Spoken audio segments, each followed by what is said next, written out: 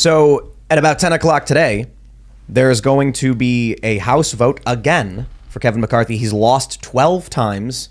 It's quite pathetic. He's arguing he is going to win when they come back. We will see, because apparently there's at least 5 people, not including Boebert, who are like never going to vote for him. Sorry, it's not going to happen. But if some Democrats don't show up, then the vote threshold goes down. He might actually be able to win, even if they don't get the Freedom Caucus individuals who are holding out. But 14 other Republicans already flipped. But that's not the biggest news. We're going to have some breaking news to a certain degree pertaining to Andrew Tate. There's a bunch of news coming out now. They're seizing more of his property. And we're hearing there will be, we have a potential statement from victims. I don't want to say too much. So just bear with me on this one. And then we've got some other really crazy stories in cultural spaces that I want to talk about. One, this story I saw the other day, I think it was James Lindsay who posted it. Incels are becoming trans not because they're gender dysphoric, but because they hold this ideology.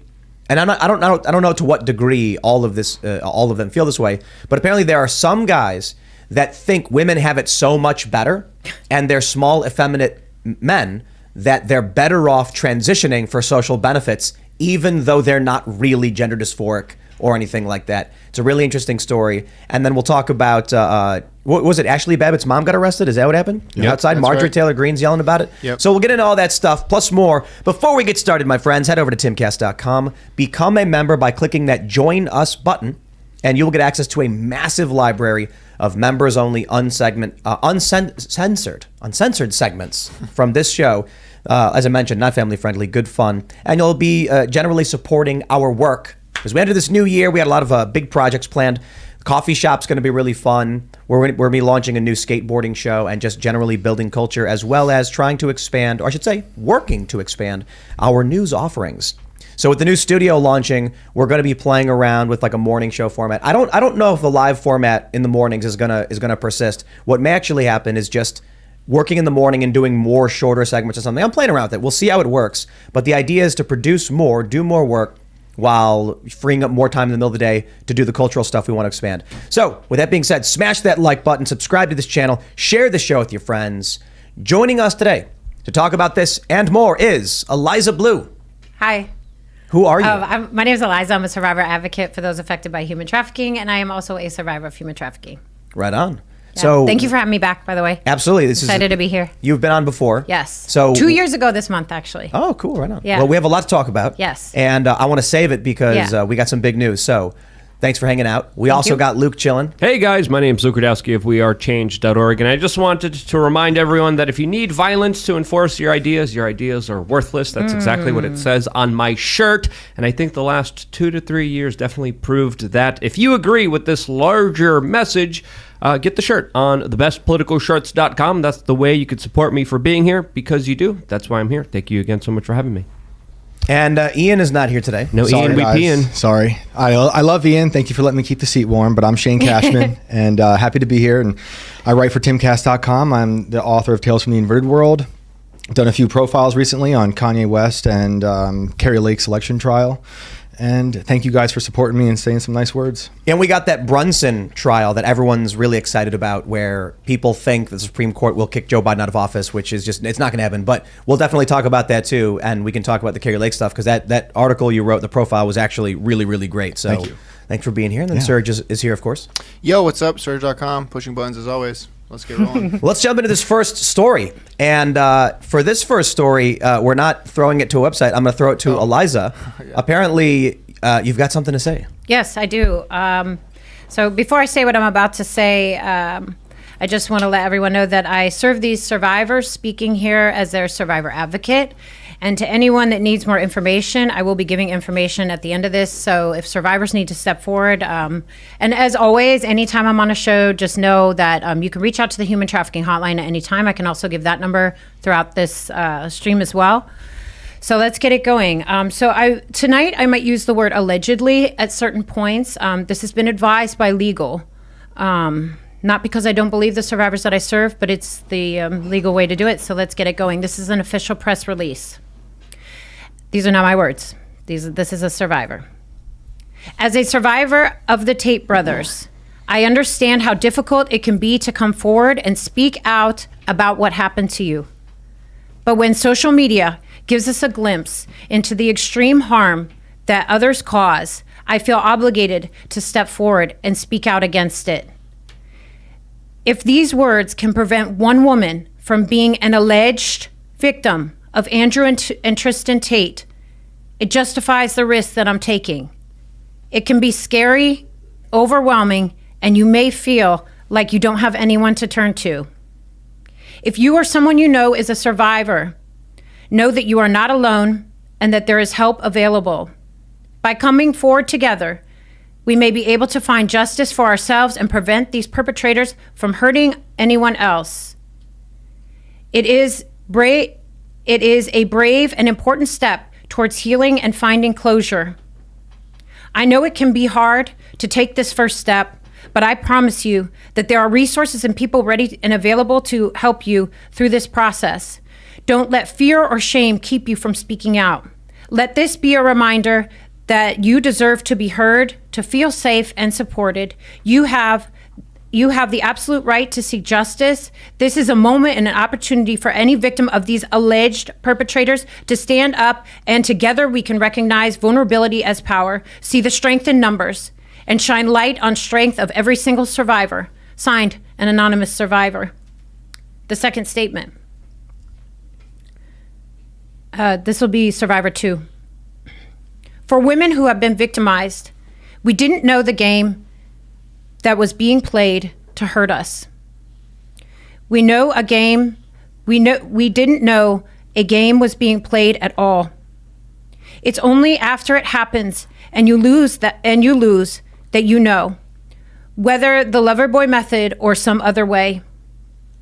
Victims know that this game of deception is used in the court of public opinion today. To the people who've made assumptions about the victims before trial, I forgive you. Sorry. I won't ask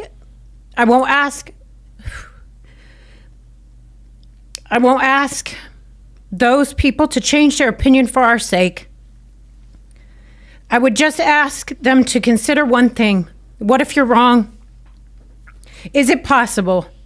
And if it is, you can wait for the court to do its job before attacking. Those who have gone about the correct legal process for justice. To all the victims out there, I know how wounded you feel. I have felt that way too.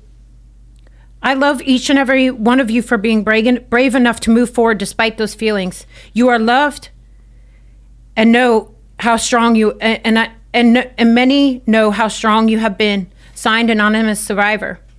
So if you are a survivor of Andrew Tate, Tristan Tate, or any co-conspirators in this case, I need you to visit the website ncose.com. ncose.com. You'll see a click through. It'll go straight to the legal team that's representing these two survivors. And I have a message of support from a survivor of Epstein Maxwell, Teresa J. Helm. My support, empathy, and immense respect to these courageous survivors braving through the storm and coming forward. Each of these women have the soul of a warrior and the heart of a lioness. To the women coming forward and speaking to you, you are changing the world and halting the vile systems of exploitation. Make no mistake, you are a hero. You speak for so many that have yet to breathe life into their words. You are taking your power back. You are returning it to where it has always belonged, within you. Justice is a journey, and I encourage you to use each footstep to imprint your fierce will. Fight back, demand accountability, drain the shame that was never yours. Whoo, that's cold. To the survivors that are currently developing your strength to take that first step of coming forward, we are suited up, and you have an army of warriors ready to lock arms with you, and that's true. Take the step, reach out. We are here to help you and build a foundation of your pathway to justice. They thought they'd bury you. break free through the barrier of silence. Take your power back with love. Respect to each of you. God bless you, Teresa J. Helm.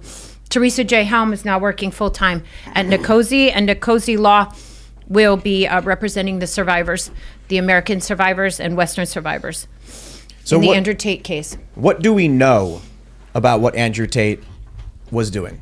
What do we have in terms of hard facts? So just based off my relationship, I'm not going to speak too much about, the case, but I will be posting those statements onto my Twitter account, at Eliza Bleu. Sorry, I cried, Tim. At Eliza Bleu, at ELIZABLEU. I'll be putting them there. And then survivors, if you missed the website to reach out, you can reach out there. What we know is that there are some folks that want to get some justice. That's what we know. That's what I know. So just to clarify that these are two victims that are coming forward, but they're choosing to remain anonymous. And I'll tell you why. And I heard kind of two words here: trafficking and lover boy. Yeah. Are those the main accusations? And are they suing for damages, or are they suing to get them arrested? So really quickly, the survivors are remaining anonymous, and this was like a last-minute decision today because of fear. Fear as a result of the legal team is afraid for their safety. And that's where we're at. I'm afraid in the for United my States? own safety. I'm afraid for my own safety, even sitting here speaking about this.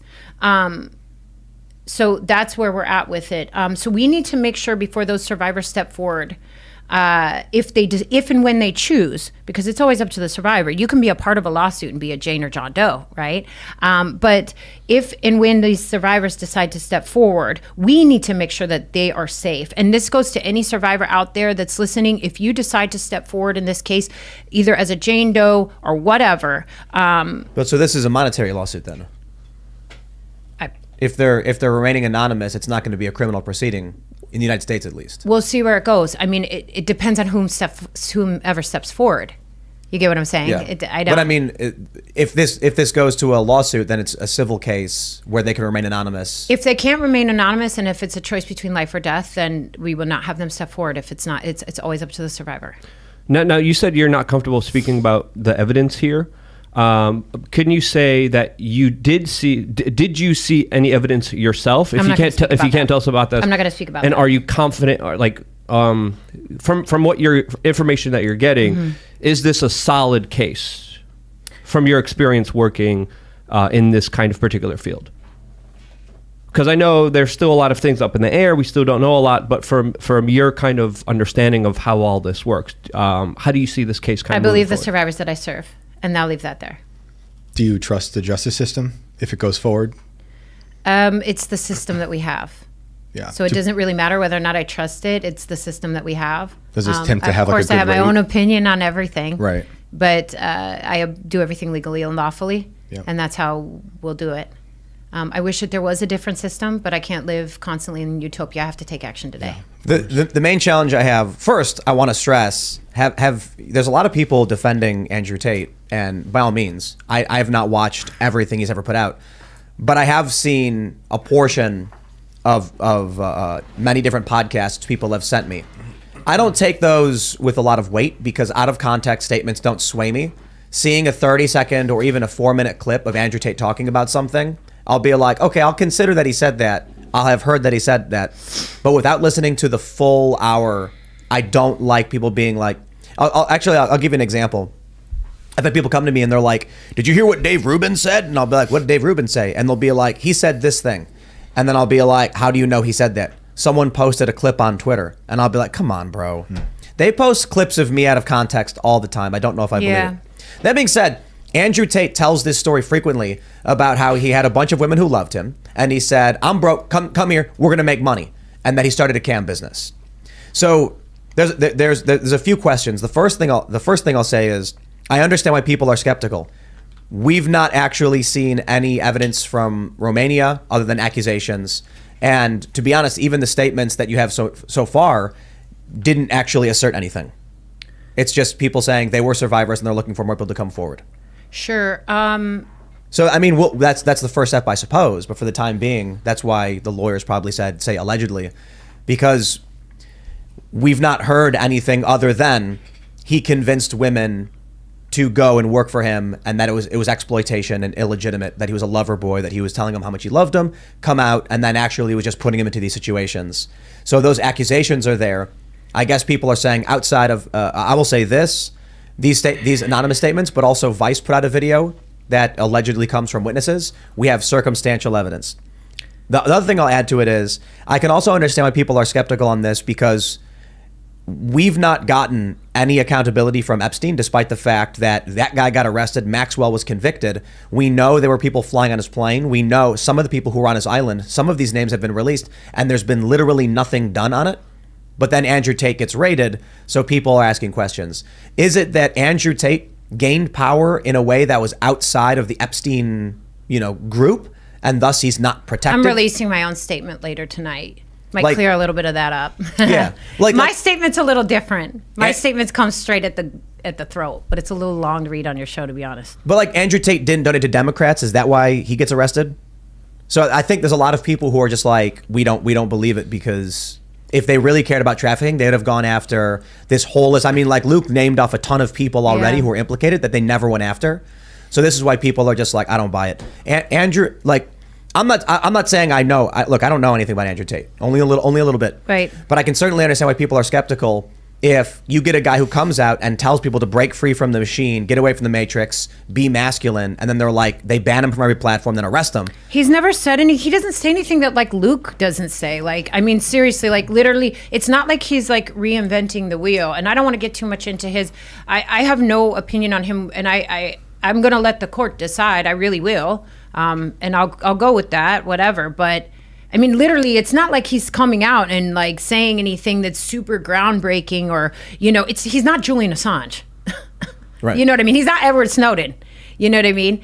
People act like Tate's saying something new or unique. It's stuff that people like Luke and I say on a daily basis, any day that ends in Y. If he did what he's accused of doing, him and his brother, then he needs to be brought to justice. Yeah. But honestly, I understand why people find it hard to believe when there's zero accountability for the entire list of Epstein's clients, like the one that we haven't seen. But I'm talking about, Bill Gates flying on his plane, Bill Clinton flying on his plane, things like that. And there's just no question. Don't talk about it. Get the F out. And then not to mention, you've got FTX, where they're going as light as possible on this guy. And obviously this guy's a financial related thing, but these people in the club, they get away with everything.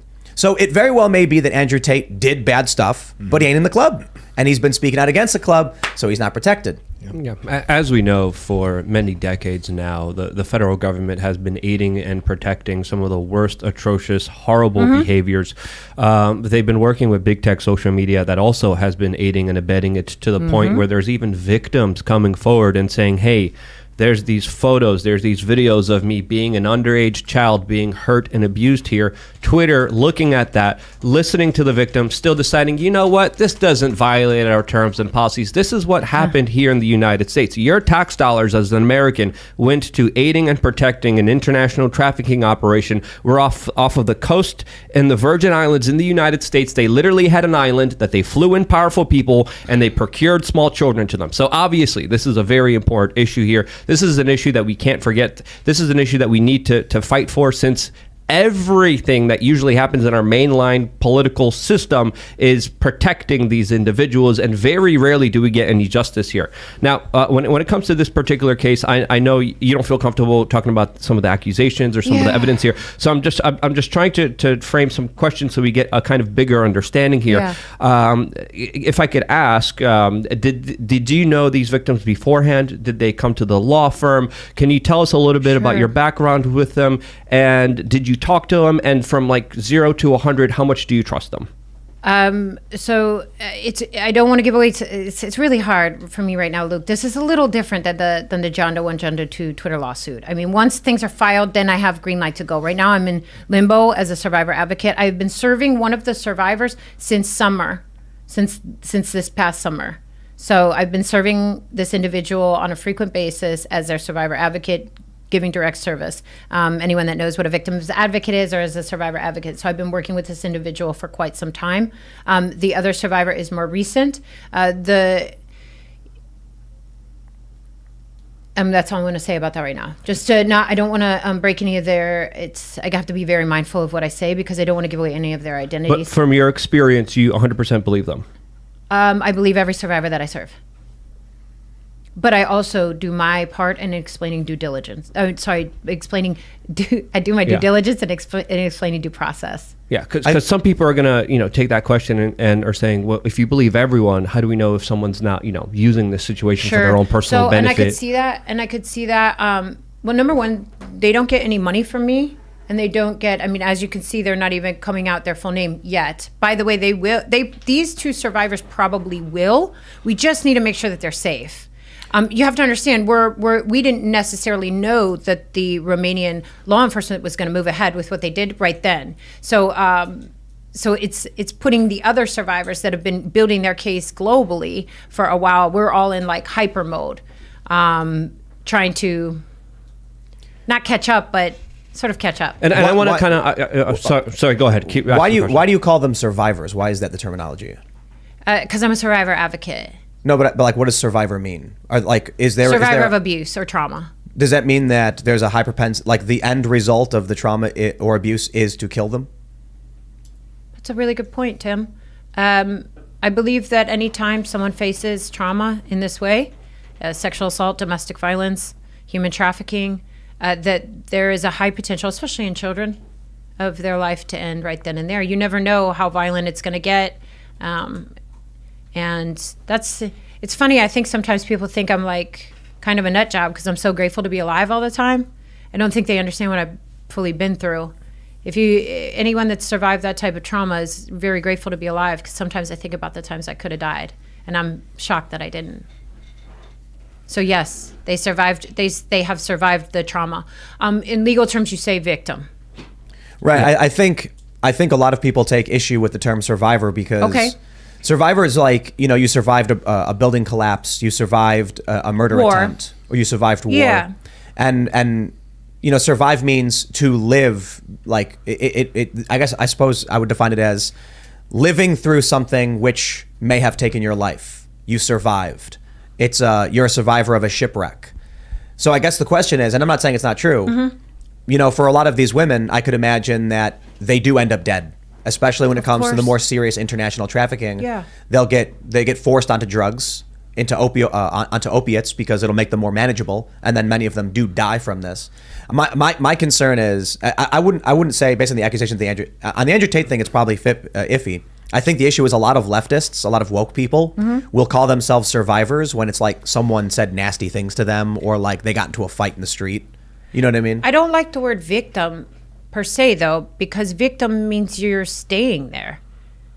So I see what you're saying. Like, you don't want to be a victim. Language. Oh, I hate it when people call me a victim. That's one of my main complaints. Sometimes corporate press or other people on Twitter will say, "Oh, she's a victim. She's a victim." I'm not a victim. I'm a survivor. So I survived, and I don't want to stay in victim mentality, and I don't want to live there, and I've chosen not to. So what other word would I say? I'm someone who has experienced, survivor is a shorthand for an individual who has experienced that specific trauma. This is interesting. Yeah. We don't want to be victims. We don't want to live in victimhood. That's part of the problem with wokeness. Everything makes them a victim. So I can certainly understand someone saying, no, I'm not a victim, I'm a survivor. Then you get people on the right who are like, you didn't survive, you weren't going to die. You know what I mean? So it's like, I agree. I wouldn't want to say victim either because you don't want to put yourself in a weakened state. You want to rise above and move forward with it, right? Yeah, I guess people are just asking, what is the nuance here? Is this related to kind of, because abuse takes many forms. Is this psychological abuse? Is this being a lover boy? Or is this running a human trafficking operation where you're procuring children or small people? What kind of degrees are we talking about here? I think that's what a lot of people are asking. Sure. We're trying to find out. Let's break something down really quickly. I don't hate the term lover boy, but I kind of do. Lover boy is almost like a slang for the coercive. Human trafficking is force, fraud, or coercion for the sale of labor or sex. Lover boy would fall under the coercive aspect. If you are coerced into sex or labor trafficking, that would be sort of what the lover boy. The reason why I don't prefer lover boy is because women can be traffickers. So that, to me, that's not a good. I like to say coerced. If individuals were coerced into sexual exploitation, That's what, and I am a survivor of a coercive relationship too, unfortunately. I ran a poll, and we have about 7,300 votes and climbing. Do you think Andrew Tate is guilty? 84% said no. Okay. I mean, that's fine. I mean, even the survivor said, just let it, let the courts do their thing. Even We'll see. one of the survivors said that in their statement. But, I will say this. To those who want to support survivors, please do during this time, whether it be myself, the survivors of Epstein Maxwell, or the alleged survivors of Tate. Please do, because their supporters are very loud. The bots are very loud. And I think it would be very helpful if you're a supporter of survivors if you speak out. I think the go constant skepticism like this, though, is maybe a consequence of the oversaturation of false allegations from like a lot of the last few years. And like I was telling people, when those were happening, like the consequence of this is going to be when people do step forward, no one's going to believe it anymore. This is a tale as old as time. People haven't believed survivors since they started stepping forward, and they've only recently said, my best friend and I. Let me just say real quick. When Alex Jones was talking about Epstein, he was called crazy and a conspiracy theorist. For sure. And now 10, 12, 13, however long it's been, all of a sudden it's like, well, of course. Whip out the Alex Jones was right jars. Look, man, I'll put it this way. I understand a lot of people like Andrew Tate, and they probably do because he's telling them to step up, push back against the machine. And he's had several videos that we've praised, notably where he said, whether I really love it. He says, whether I'm happy or unhappy is irrelevant. If I wake up unhappy, I gotta do the exact same thing I would do if I was happy. And I'm like, that's a really good point. He had another video where he said, you gotta keep working, you can't stop. Rocket ship going to the moon doesn't stop halfway to chill out. No, it loses momentum and it falls. You gotta keep going. People hear those messages, they're positive messages. He says, don't abide by the machine. Break free from the matrix. Take the red pill. Get away from this. He hasn't said anything that we haven't all been saying for literally ever. This is not new or groundbreaking information. He's charismatic. He's not bad looking, and he built a platform. And that works for a lot of people. I mean, yeah, sure, it's great. And I'm not even mad that there's somebody out there saying it. That's the vibe. I like that information as well. I like that information. But what we said, earlier this week is, I will care about this when they actually go after Epstein and Maxwell's client list. No, because this is Tim, to me, that's ridiculous. I don't think so. No. Epstein, you can do more than one thing at once, and you could care about more than one set of survivors or potential crimes at once. I agree, but what we're seeing here is this massive international and corporate press effort going after this guy and his brother. Sure. While they have along with the government, one of the most egregious trafficking rings we have ever seen in the history of this planet. And I believe that the survivors of Epstein deserve justice as well, and I believe that all co-conspirators in the Epstein case should be held accountable as well. And so I've served. They're skipping over him. I'm sorry. I'm not going to give them an inch because they're skipping over Epstein and Maxwell. What you're not understanding is that sometimes there is a trickle effect. There are still things happening with the Epstein case, and I want to remind everyone out there watching, every time you think that the Epstein case is done, more happens, and there's only so much that the survivors can do, and there's only so much that the survivors can do, but they are still fighting. Trust me. That is nowhere near done.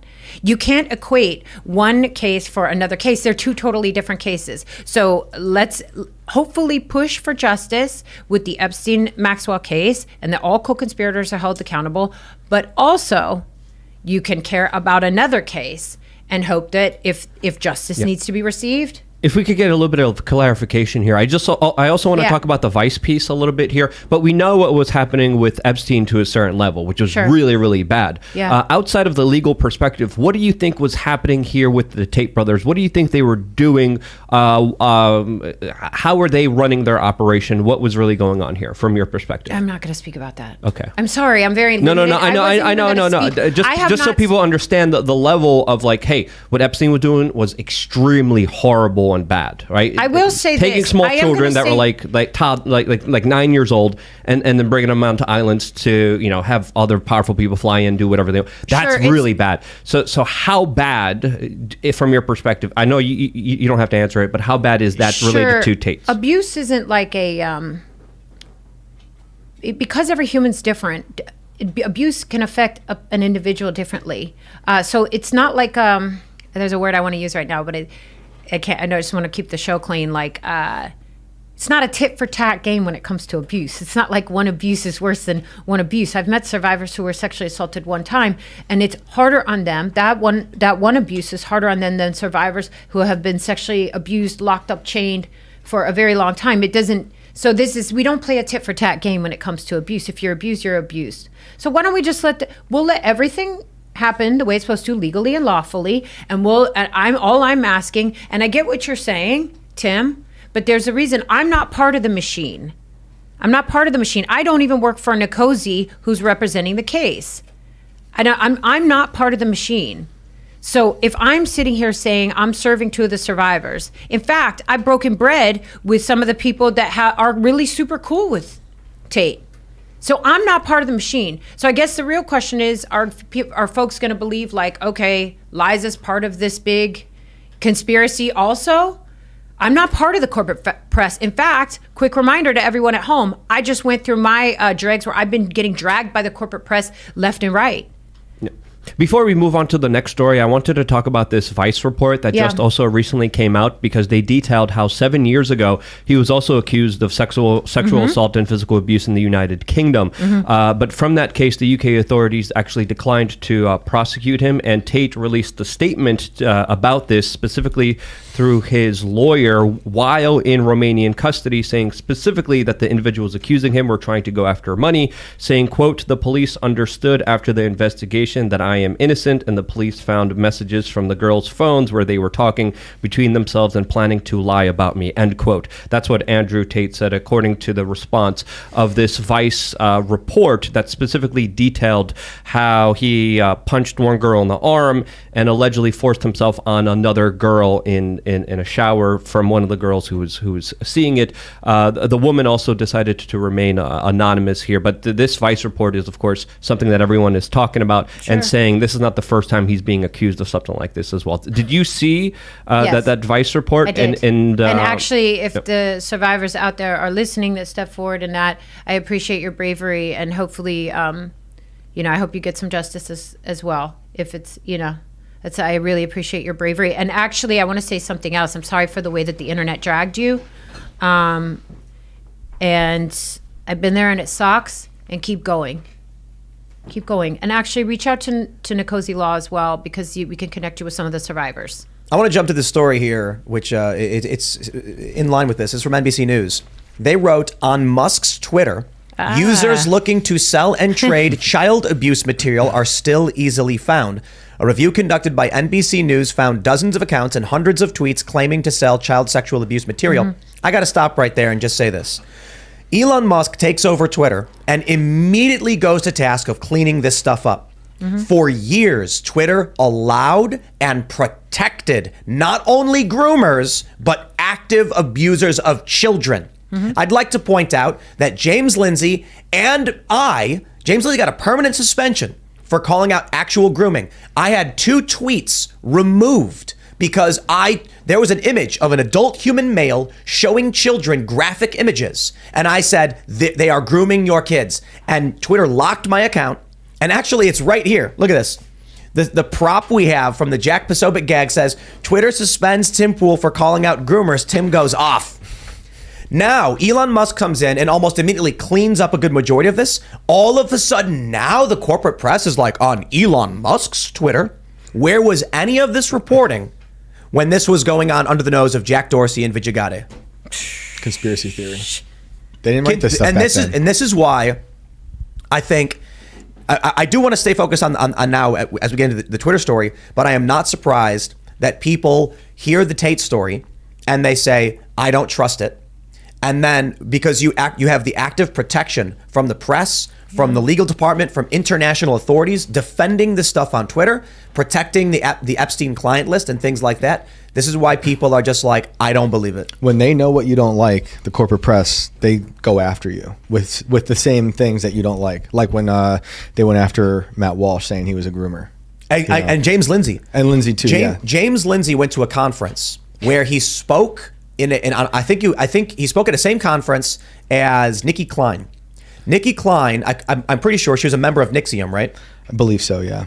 And so they are now they've been running this smear campaign where they say James Lindsay, comma, a known associate of the Nixium sex cult. They met at a conference. Like it would be like you guys being associated with me. Because you're here talking to us about ideas. Correct. That's why it's really hard when the corporate press comes out and these authorities come out and they're like, well, Andrew Tate did these things.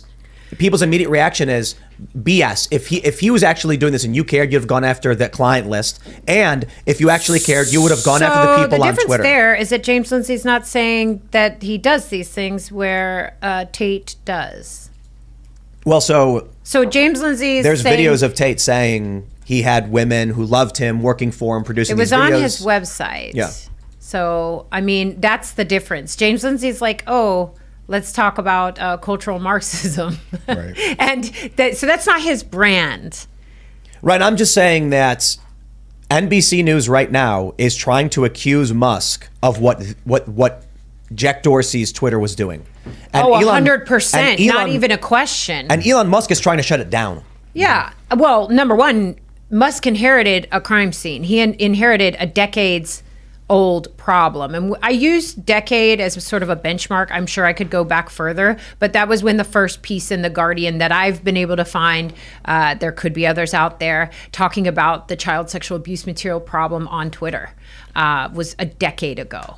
So Elon Musk purchased a platform that had a decades-old problem, and now the corporate press, once again, first and foremost, I'd like to pull up every article that the corporate media wrote about this issue on Twitter specifically prior to Elon Musk purchasing this platform. How about every article from Salon and the New York Times that have been actively defending pedophilia, or the TED Talk from that woman where she actively defended it. There was recently, New Zealand? Is it New Zealand now? That's not. They're using the word maps. They're using the phrase maps. Scotland. Scotland. Yes. Scotland. Oh my God. These people are groomers.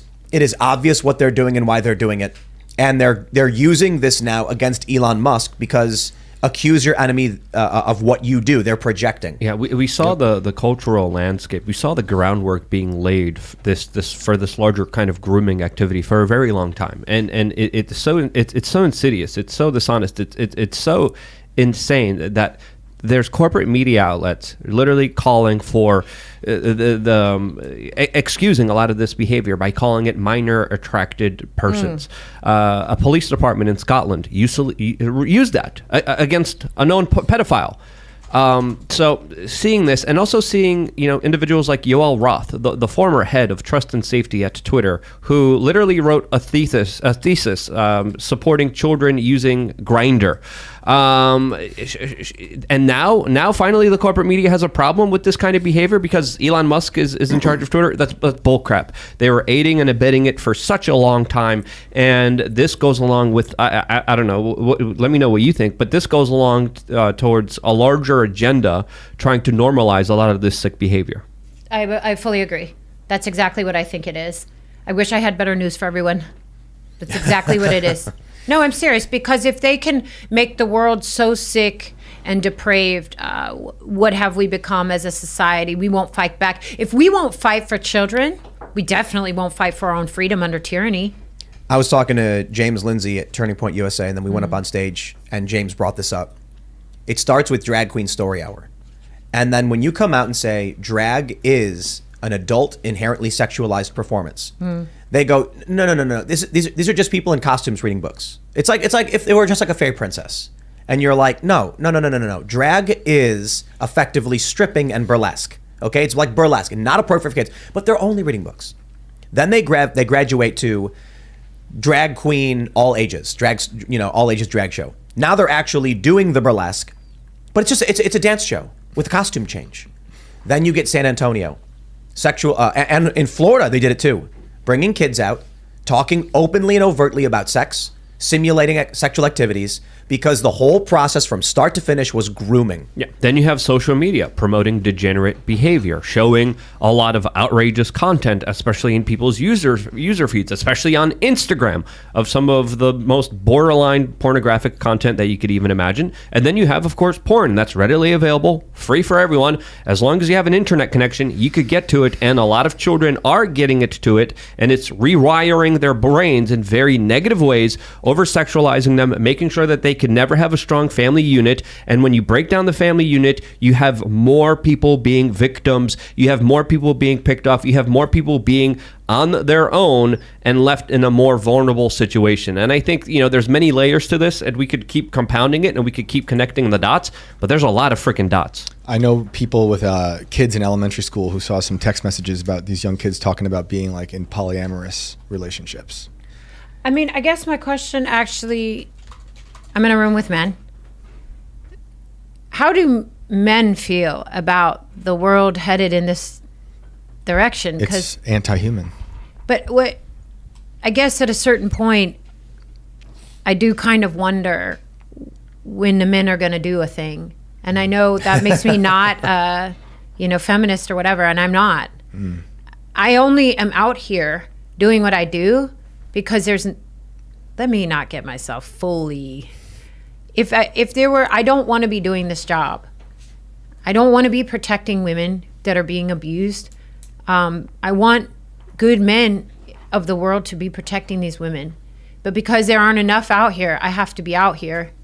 I agree. Yeah. But what are men gonna do? Well, or maybe I I'm think, wrong. I don't know. This is like a question that I haven't fully thought through. It's a good question. The men in this room are the men who call out Epstein.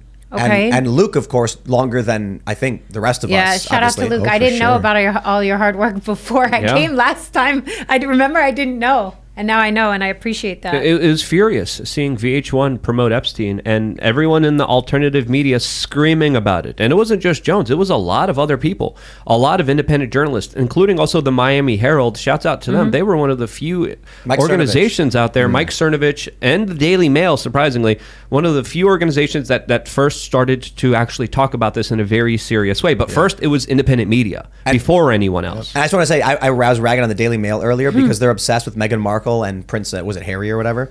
But equally, they would not shut up about Prince Andrew during the Epstein stuff, and I'm like, that I like. So here's my point about the men. If you look at the polls, the polling, Vox found that like 45% of millennial men vote Democrat, and then like 55%, just shy of 55 vote Republican. Whereas for women, it's about 70% Democrat and like 28% Republican, because there's like some, like Green Party stuff in there. I think you have half of these guys who are weakened, effeminate, bottom of the bell curve guys who will not stand up, defend the people they love and care about. They will not be masculine. But I must admit, as much as I have disdain for these guys, I have more disdain for the system that tells them masculinity is bad, and to be ashamed of being masculine. And that's one of the things we see here. So it's interesting. Phil Abate just hit me with a good Twitter comment. He said, legal and local. Legal and local. What is it? Elaborate. In terms of dating? I see. That's the solution, legal and local. I hope that's what he was referencing to. Otherwise, I'm putting words in his mouth. I think one of the reasons that people don't want to believe anything about Andrew Tate is because this message of opposing the machine plays into a larger picture of the machine is telling men not to be masculine, which in turn is resulting in men not protecting women and children, and the machine is advocating for hardcore degeneracy. And so I think for a lot of people, I'm not here to accuse or defend Andrew Tate, but I think what I see from a lot of people in the chat when they're split on this is, if this guy at the very least is saying exercise, work out, be strong, be tough, and break from the machine, the end result of that puts a stop to a lot of this, whatever it is he's accused of doing. You know what I mean? Sure. So Ghislaine did a lot of nice things too. She was at abusers, like a serial killer isn't a serial killer like 24 hours a day, 7 days a week. So I'm not saying that some of the things, you should work out and eat right. No. You should break free from the machine, and you should, I'm not saying every man has to be a masculine man, because that's not a thing that I believe. But I mean, yes, you should work out and eat right. You should break free from the machine. You should break free from the matrix or whatever. You should be red pill, white pill, past all that, but you should also not abuse people. I think a lot of the problem is a consequence of what Luke was saying about the family structure being destroyed. And a lot of people today, a lot of men today don't have father figures, and they're raised with the government being their parent, the colleges being their parents. If they have a stay-at-home mom or dad, that parent is out all the time. So they're kind of being raised by, I think, mostly bad people. But also, when you're not strong, when you don't have a family unit, you're vulnerable. And Exactly. the predator class, which is made up of a lot of psychopathic politicians and billionaires out there, preys on a lot of individuals who can't defend themselves, who are not strong enough to do so, or if they are victimized, they're not going to be able to go to anybody because they have no family member in order to protect them or even report that they're missing. Yep. So, I do get what you're saying, though, Tim. It's okay. Sorry. Oh no, I want to pull up this story. This Okay. is from the New York Times. This is from about a year and a half ago. Yeah. As a woman was raped, train riders failed to intervene, police say. And this was just the first story I was able to pull up. About 5 years ago now, I think it was 5 years ago, I did a video on my main channel, Men Are Refusing to Help Women and Children. It got millions of views. And it was just like this 15-minute thing of me talking about it. There were a handful of stories. One, a woman was on a train and some guy started getting in her face, schmoozing on her and being really aggressive, and no man would intervene. And then she was really angry and she was like, why wouldn't any man stand up for me? Well, there's a lot of reasons why they won't do it. Another story I read years ago, this may be like 10 years ago now at this point. A guy was in a store and there was a journalist who was in a store, saw a child crying with no parent, seemingly lost. Yeah. And she said, I saw a man walk towards this kid, looking at the kid, concerned, then stopped, looked around, turned around, and walked away. They ran up to the child, like this person, and got a security guard to help the person. And then the reporter said she then ran to the man and asked him why he turned around and didn't help the kid. And the man said, because I would be accused of having kidnapped that kid and I don't want to be involved. That is a crazy prospect, that we have this story from Philadelphia where a woman was being raped on the train in front of people. And what did they do? Most of them just said, leave me alone. Some of them started filming. No one did anything. There's a lot of reasons why men are outright refusing to help women. One, I think some men have disdain for modernity, that we're in this era of toxic, masculinity is toxic. Women can do whatever they want and, without consequence. That's how they feel. I'm not saying it's true. And so you'll get a guy who's probably watching him and be like, screw him, I don't care.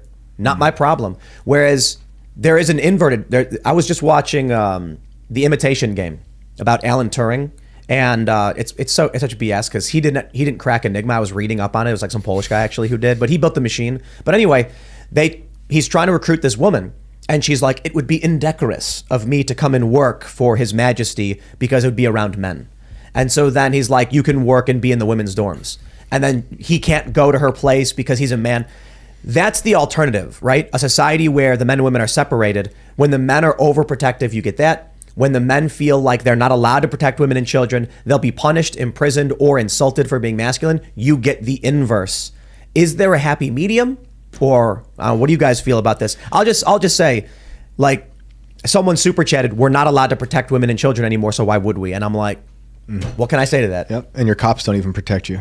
Look at Uvalde. If I'll tell you this, if this woman's being raped, maybe women have given off an impression that we don't want to be protected or loved or looked after. Maybe that's the problem. And maybe it should be up to each woman what is the best for her. I think that's important. But like, I've come out and said it, like, I want to be protected. I want to be loved. I don't want to be out here doing this alone. I don't want to be fighting these demons and ghouls alone. Like, it sucks. I'm scared. I actually am scared. I'm scared I'm going to get killed. I think a lot of people have a problem facing that darkness, and they choose to just turn away. I think a lot of our society has promoted like widespread nihilism. I've had a lot of fathers, well. tell me they can't look. Well, they can't ridiculous. look at what I'm thinking about, what I'm talking about, what I'm posting.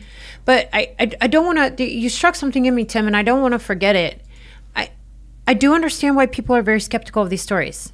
Yeah. You should be a little, but not to the point where you harass survivors.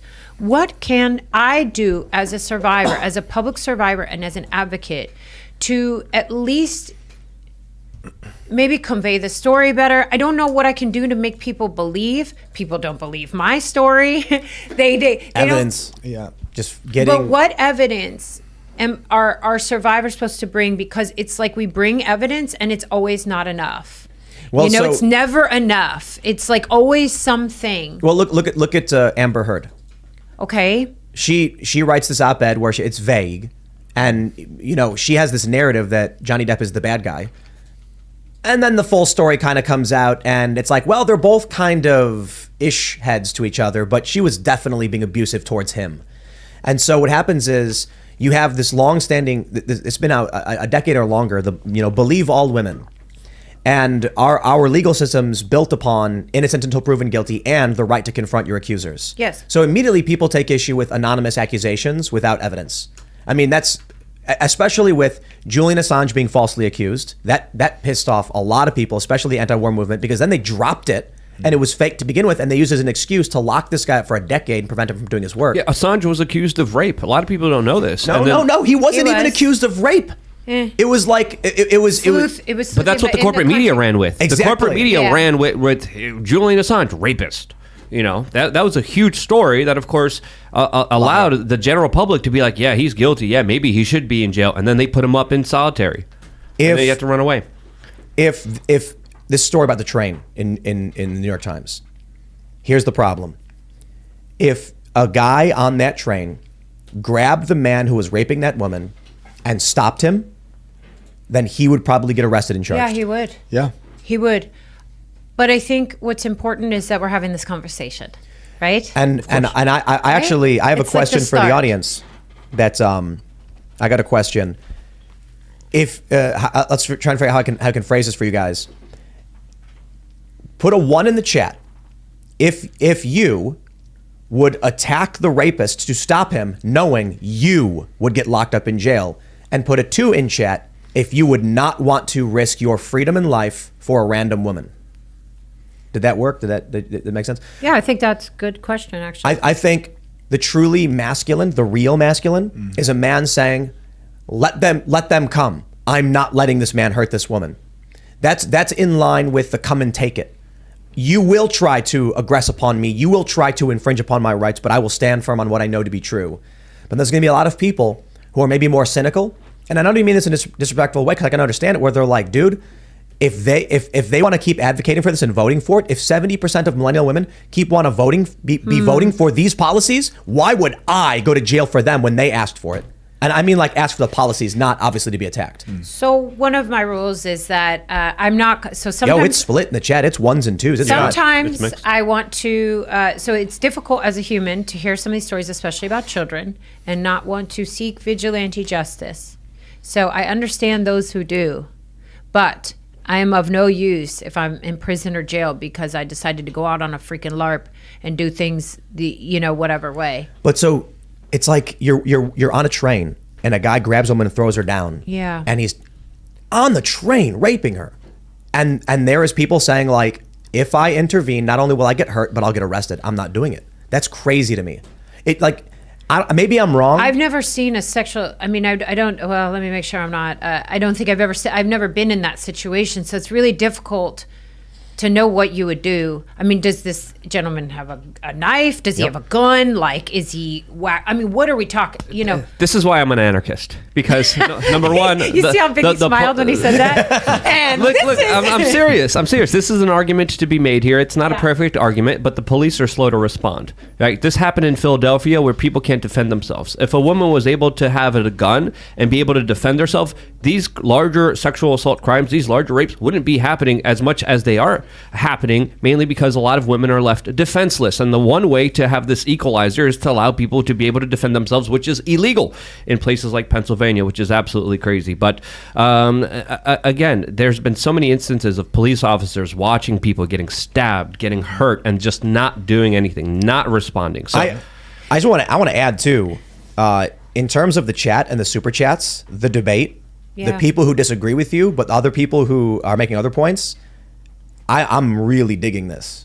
Like, everybody who's commenting saying you're wrong, I disagree. Everybody who's commenting saying I can't believe people wouldn't help her. Everybody who's saying, like, how could you, if the machine is going to come against you and this is what they're voting on, that I think the discussion absolutely is just fantastic. So but shout it's out to the good. chat. It's good that we're having these conversations.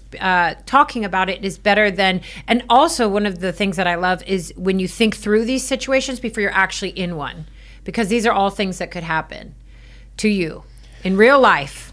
This is not a movie. This is not a test. Mm-hmm. So you should be thinking through in advance what you would do. And to what Luke was just saying, I am a fully armed survivor of human trafficking. No two ways about it. Yep. No discussion. Yeah, absolutely. So more and guns. I encourage. No, we're not going to talk about all that. But more personal liberty and more ability Yes. for human beings to be able to defend themselves equally against criminals who will always have firearms and weapons. it took me a while to get there. I had a conversation with Maj Touré because I was always very scared of guns. Maj is great. Oh yeah, he's great, isn't he? And I had a conversation with Maj Touré, and my mom and I went and we got geared up for her 60th birthday, so it was really fun. But and now I feel very empowered and I feel ready. I just don't want to be abused again or have anything happen. And I feel like that's the only great equalizer in my case. And training. Don't forget to train. No, you have to train that's part of it lot, too. Yeah, that's part of it too. You know what? The terrifying reality I think is the people in these cities like Philadelphia would prefer more rape victims and less dead rapists. And there's an interesting idea there. I don't want anyone dead. But think about, I was thinking about this in terms of guns. If this woman on the train had a gun, even like a Derringer with like a 22 in it or something, this guy would have gotten off her real fast and he'd probably survive. But there's a reality that, one, a woman should be able to protect herself if a man is trying to take her. I believe she should be allowed to use whatever force necessary to protect herself from that man. But this would mean that man dies. Now, the left's argument, you see it all the time. There was I can't remember the story, but there's been a bunch of them where a guy was like breaking into someone's house and he got shot and killed. And they go, you didn't have to kill him. You could have let him victimize you. And then it's just like, why is it incumbent upon the victim to assume they're going to survive the attack instead of using whatever force they can to try and survive the attack? So the logic of the left on this tends to be they would rather the rape victim get raped and survive because it means both people live than the woman not get raped but then kill somebody. You see what I mean? Like that's their logic. Okay. There was a guy robbed a liquor store. Yeah. And then he got shot and killed. And they were like, but you didn't have to kill him. You didn't have to kill him. And the guy's like, he came in with a gun to my liquor store. I thought I was going to die. No, he was just robbing you. He was just robbing you. This is the sad reality. I don't want anybody to die. Yeah, you don't know until you're in that situation, and if it's a life or death situation. And it could be. And it very well could be. You don't know what level of insanity you're dealing with. I don't want to live in a world where it's the victim's fault or responsibility for having been attacked. I think if you are being victimized, you have a right to defend yourself with whatever force you have available to you. And I think you have a right to keep and bear arms. That means in this circumstance, that rapist would have died. And that I got to be honest, I don't like this guy. Or had his nuts nuts shut off. For sure. Or seriously injured. I don't want him injured. Look, I want him stopped. Yep. And if the only way to stop him, because women have less muscle mass, less bone density, is to be armed, and that means this guy gets shot, I would rather the woman not be raped and this guy gets stopped. But it is horrifying to be like, there's an end result where someone gets hurt. Well, you know what? Don't attack people because it is your fault. My view is, if you're a rapist who attacks a woman and then you get shot, you should be criminally responsible for that bullet to yourself because you initiated the aggression.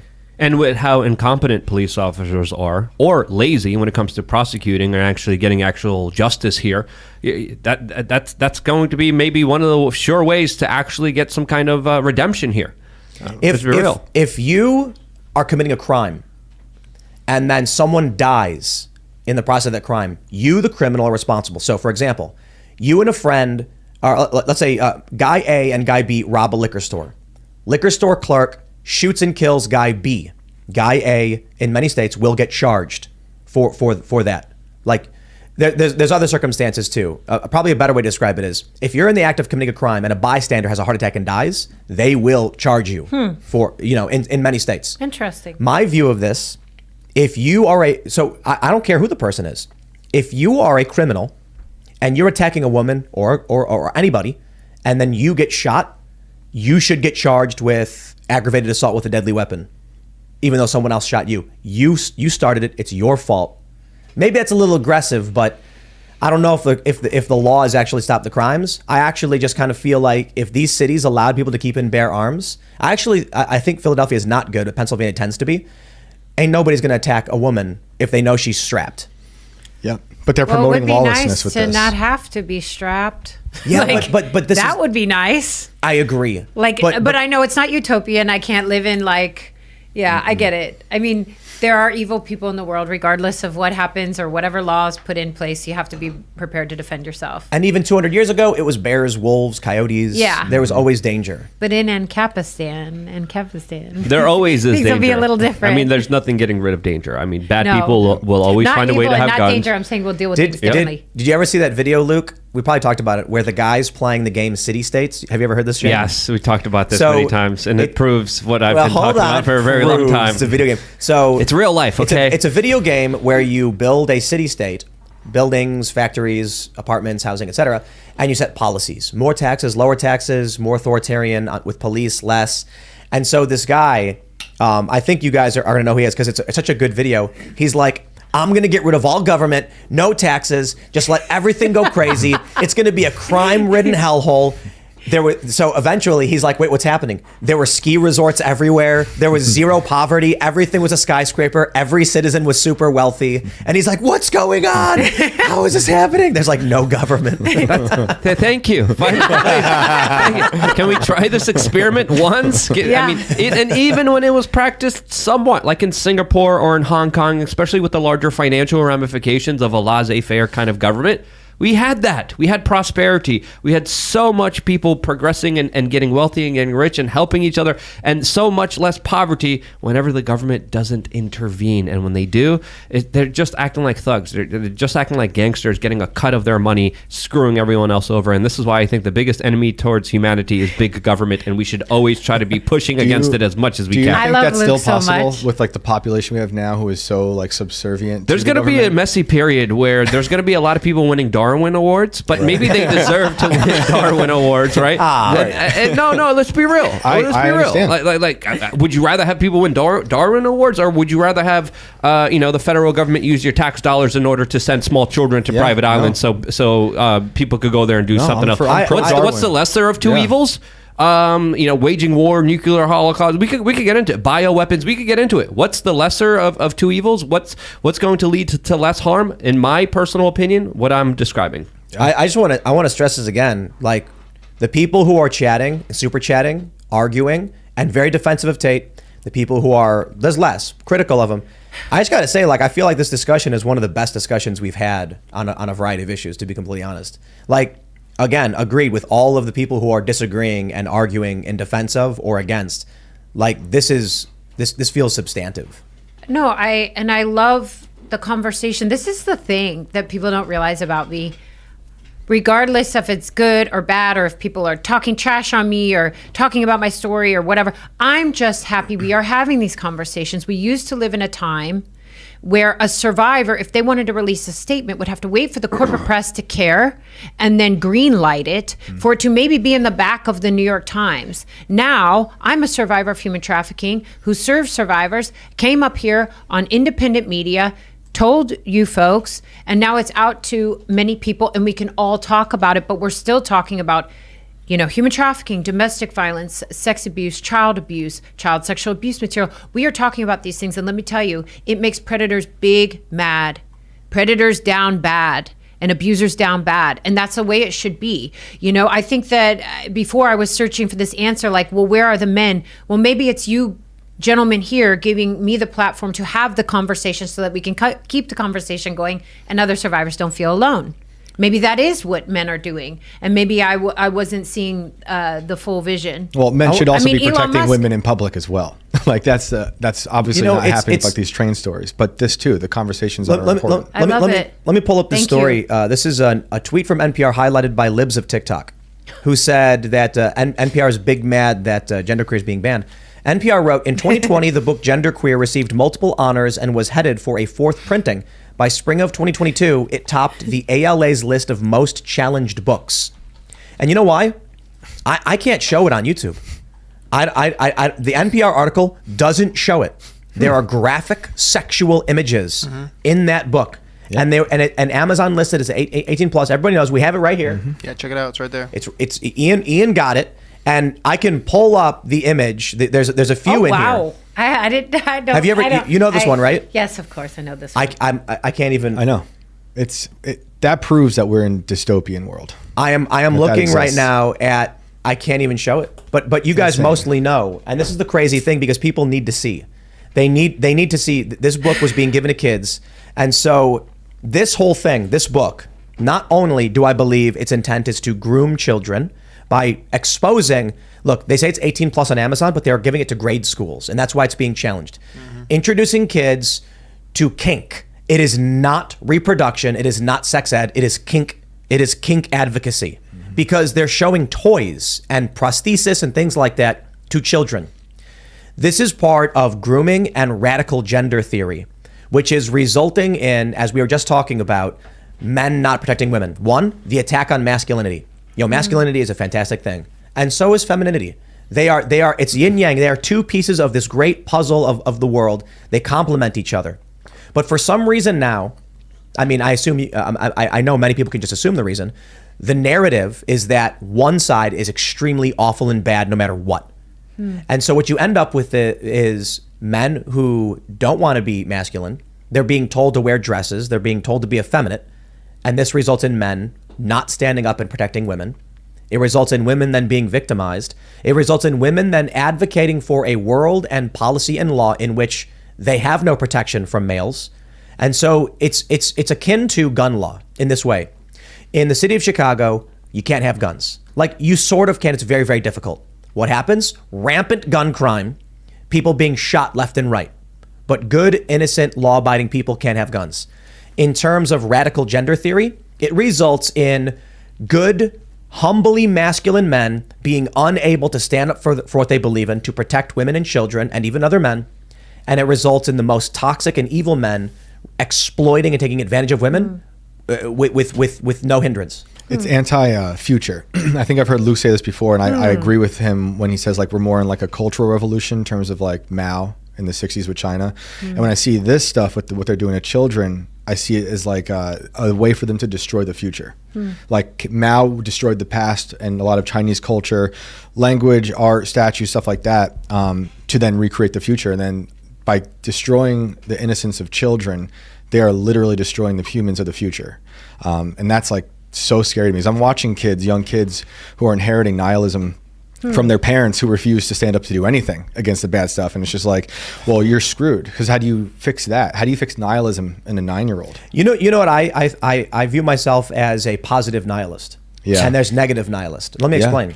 So I can give you a very rudimentary understanding of nihilism. Basically, like, how would you describe it? Nothing matters. Total meaninglessness. Total meaninglessness. Aww. But hold on. Okay. I don't disagree with that. I take it to a positive place. Meaning is what you decide it is. Life has the value that you ascribe to it. So I had this phase when I was younger where I was like, what's the point of anything? Where does this all go? And then I thought to myself, if this doesn't go anywhere, then there's nothing holding me back from trying to do the best things I can in terms of what this world considers to be good, like positive and constructive. And then I meet a lot of people, a lot of left activists especially, who are negative nihilists. Nothing matters, so why don't we just burn it down for fun? Right. You can think nothing matters. I have no problem with that. It's what do you do next? For me, it was like, if there is no inherent mattering to anything, that means we assign that value, we decide. And if I decide, I'm gonna decide on good things, making people feel better, giving them good long-term solutions, longevity, family, life, creation, exploration. Those are all good things. Yep. I'm with you on the positive nihilist thing, because I'm the same way, because I see a lot of meaninglessness in the world, and I'm finding meaning in my family and in my own religion that I'm working on. But like, I think what we can agree on is we see a hope in people, whereas the negative nihilists want to destroy people and themselves. And that's where the anti-human, anti-future comes in. And I think the positive nihilists, as more rare as it might be, I'd imagine, like, my view of the world is, I wouldn't call it absolute nihilism. I would say I do see a lot of things as being meaningless, but I do think there is meaning to us, why we are here, why humans exist.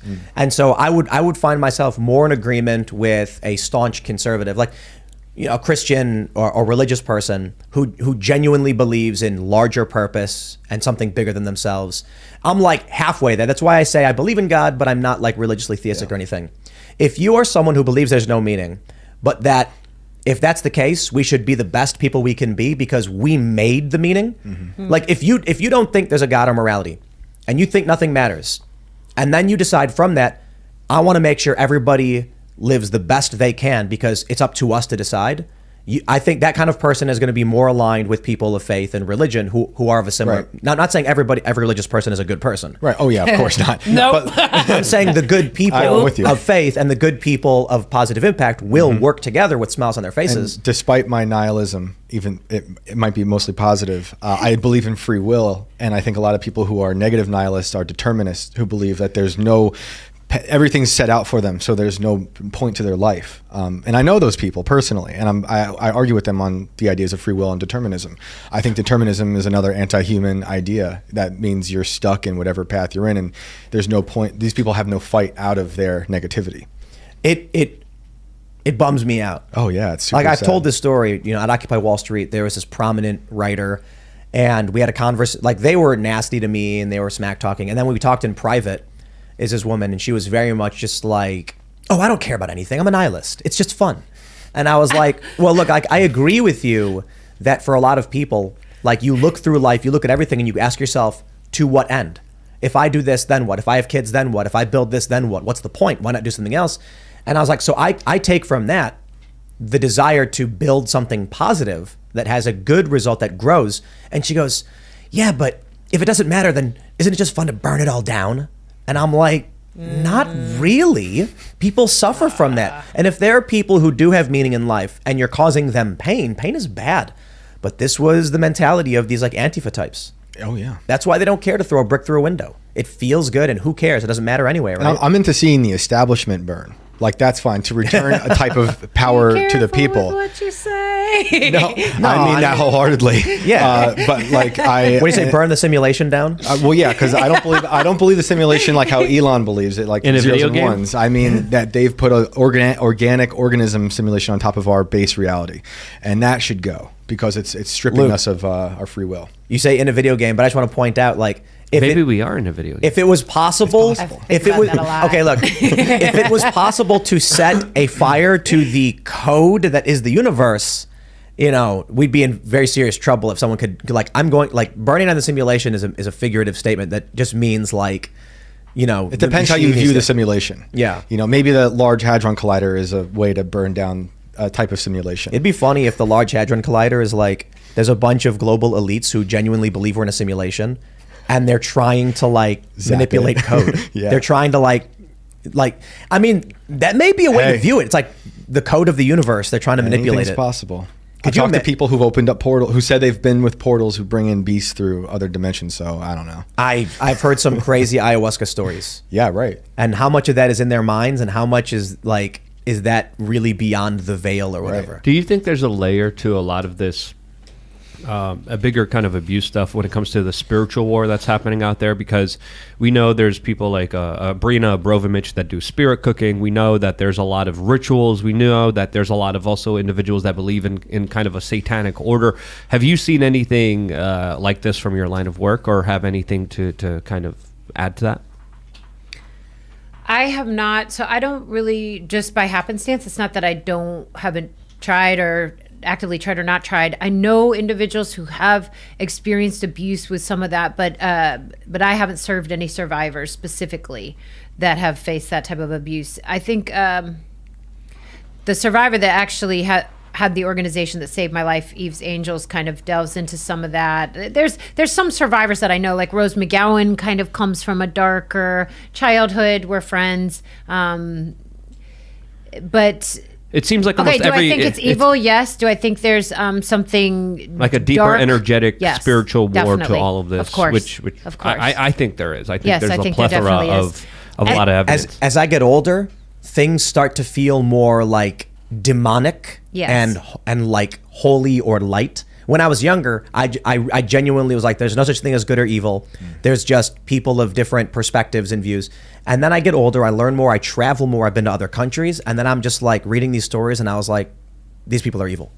It may be hard to understand because it oversimplifies, but I think you get old enough and you look at the behaviors of certain individuals and you realize there is nothing pure. There is just malintent. Yeah. It is a darkness within them. This is why individuals like, Jeffrey Epstein and Bill Gates were connected together, because they believed that there was too many people on this earth, and that they were all both eugenicists. They all believed in, of course, having a class of individuals. Epstein was doing a lot of human experimentation and a lot of scientific projects, especially when it came to him cloning a large portion of the earth. A lot of weird stuff was going on. Yes, he had one of his scientific experiments that we actually know about, was that he was trying to get as many women as he could so he could impregnate them at the same time in order to spread his genes everywhere. So that's literally what these people are up to. That's literally some of the thinking that goes into it. Some people say it's because they just have too much money, too much power, too much control, and they just do things in order to get some kind of feeling and effect from it, because everything is meaningless to them.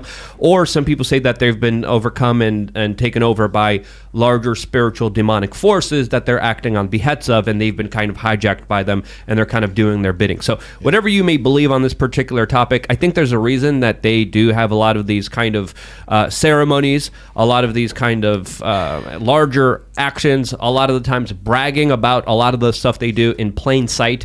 I think there's, I could go further down the rabbit hole, but I don't want to do that on this show. Yeah, but it gets, the rabbit hole gets a lot deeper than it goes here. Yes. There's a few things that brought me back to believing in God years ago.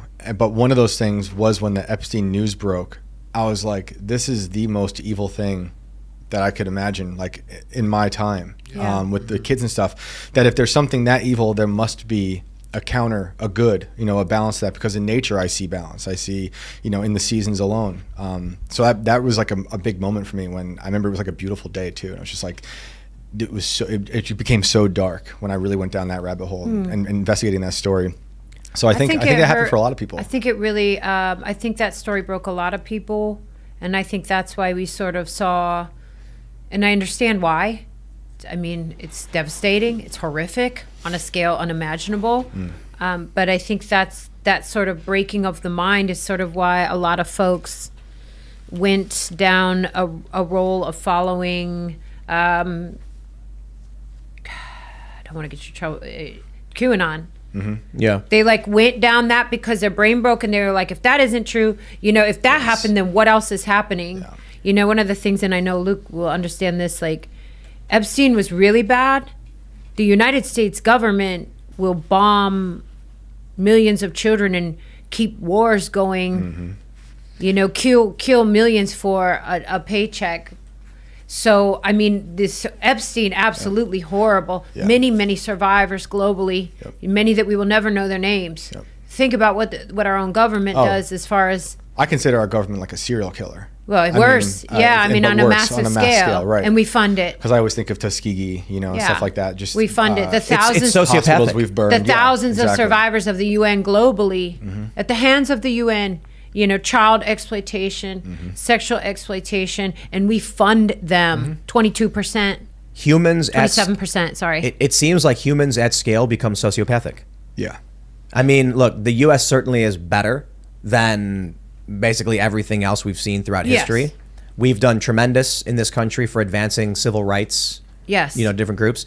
And we have a great degree of freedom that many countries have never had. But that's thanks to the initial seed planted of this country. And you look at you mentioned Tuskegee, MK Ultra. I mean, there's a lot. There's We're really messy, aren't we? Oh, yeah. It's bad. But, aren't humans messy? But you look at Stalin, you look at communists. I wonder if it's powerful sociopaths rise to power. And just like... I shouldn't say sociopaths, but people of no empathy in general. People who just don't care about you, who view themselves as God, rise to power, and then cause mass harm? Or is it just that when the machine of humans collectivizes and becomes too big, they just have tremendous power that causes harm in various ways? Both. without accountability and without care. Right, it's probably both. Like I think I mentioned this when Bryson was on, but we talked about Unit 731 with Japan, Yeah. what they did to people, which is atrocious. I'll give you an example. They would take someone and stick their arm through a hole into sub-zero weather, so their arm would freeze while they were still alive inside. Then they would pull their frozen arm in and shatter it with a hammer. Yes, I believe vivisection is something they also did, where they would open up someone, watch the organs work, and then make them eat themselves. But what I was going to say is there are people in there who probably just part of the system who get chewed up on both sides, obviously. But then there are people in charge, like I forget his name, but he ended up becoming like a giant, a CEO of a big pharmaceutical company. I forget what it was at this point, but it became a huge one in Japan. So I think there's a mixture of greed with those people, the power, and then they just have a lot of people that they can control. It's crazy stuff, man. Oh, it's evil. Angela McGirdle from the Libertarian Party put up a super chat. Yeah, she gave you a shout out. Did she? Yeah. She That's gave one you of a my good shout out. besties. Oh, that's awesome. Yeah, shout out to you, Angela. And actually, shout out to my cousin Nathan. He's a big fan of yours, Tim. Sick. Oh, right on. He saw me on the last, I should tell you guys this story. He saw me on the last episode and he didn't know anything about any of this whole thing. And we were at his mother's funeral and he's rather shy and we haven't talked a lot. But we don't have any beef. We just don't talk a lot. He's a pretty shy person. And it was at his mother's funeral. Unfortunately, she passed away. And the first thing I think he's ever really said to me that was like, he was like, saw you on Timcast. That was weird. I was like, yeah, that was weird. But it was kind of cute because we had a bonding moment on such a rough day. Yeah. And so, yeah, that's been one thing that's kind of been weird about stepping forward is like now my family knows everything. And, but. Let's. I'm sorry. You should finish the thought. Sorry. No, you're good. I was about to ramble and you probably saved me. Oh, okay. So thank you, actually, Tim. But let's talk about Elon and Twitter before we go. Because folks might not know that story, and it's pretty what story? awesome. Which one? What happened? Let's do that. The fact that I worked my butt off for 2 years to get Twitter to make changes and begged, and I did it all by myself with no government help and no money and no support from any organization. I did it all on my own and got the attention of Elon Musk, who purchased the platform and then made the issue priority number one. I think That's it's great. a good story. Did you have silence from the previous Twitter administration? When reaching out? Like, Jack Dorsey did help me out a little bit, but it wasn't enough. Yeah. And Elon Musk has been absolutely incredible. He's been gracious. He's been kind. He's gone above and beyond to support me and to implement new suggestions. And I don't know what this new hit piece is about, but I can just assume it's in the least favorable light. And I don't remember them doing such deep investigative journalism while I was out here screaming for the past 2 years, 2+ years actually.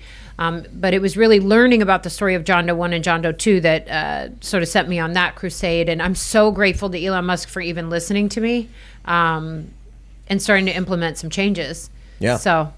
Yeah, right on. You mentioned Q. I wanted to pull up this story from the Salt Lake Tribune. These Utah brothers want the Supreme Court to remove Joe Biden from the White House and reinstate Donald Trump. The U.S. Supreme Court could decide on Friday whether or not to hear a long-shot lawsuit that alleges members of Congress broke their oath of office by certifying the 2020 presidential election. Now, I'm sorry if this comes off as dismissive, but long shot is an understatement. Not because I'm not making an argument on the merits. I always think that merits should be heard out. And sometimes that means summary dismissal. Sometimes it means discovery. Sometimes it means summary judgment, whatever. But the idea that, what are we looking at? The idea that 387 members of Congress, the president and vice president, would be removed by the Supreme Court is just so far-fetched. I do not believe there is a reality in which that could happen. Okay, obviously, if there's infinite realities, it happens infinite number of times. But I'm just like, as much as it, I mean, I wish. How amazing would it be if, like, come Monday, the Supreme Court's like, we're going to hear the lawsuit. And then they bang the gavel and they're like, you're right. Congress dismissed, president gone. And then we have no Congress and we have no executive branch. Luke? Sounds pretty good. One could only dream. Right.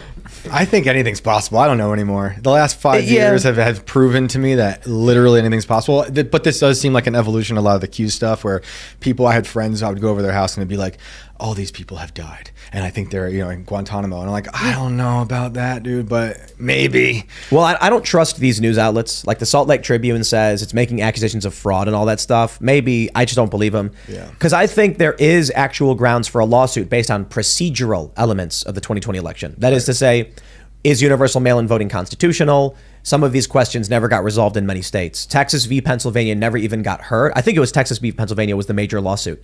And the Supreme Court refused to hear it. So there never even was an argument about whether or not anything that was going on was constitutional. I think the court should hear that. If that is the basis for this, I certainly don't see a reality in which 300 and nearly the entirety of Congress is removed. I think 75% of this country would be in favor of that. Isn't that kind of crazy? Approval for Congress is so low that if they held like a convention of states and a referendum on like just removing and restarting Congress, I bet it would pass. Probably. So I'm seeing a lot of people cheer the last few days, which is exciting in terms of Kevin not voting on a McCarthy? speaker, right? Yeah. I see people I'm friends with who disagree with me on certain things politically, but we can all enjoy that because it's just stalling a place that I think seeks to harm us anyway. Well, at 10 o'clock, they are going to reconvene in the House, and then Kevin McCarthy is claiming he's going to win, so we'll see. But I can say this. Whatever ends up happening with the Brunson thing, I'm going to go ahead and bet probably nothing. I think the Supreme Court will not hear it. If they do, I will be very surprised. But regardless of what you think about this case, I think it's fair to say that there is something deeply wrong with this country. And that we all recognize it, whether the left recognizes it or the right does. The establishment, there is something deeply wrong.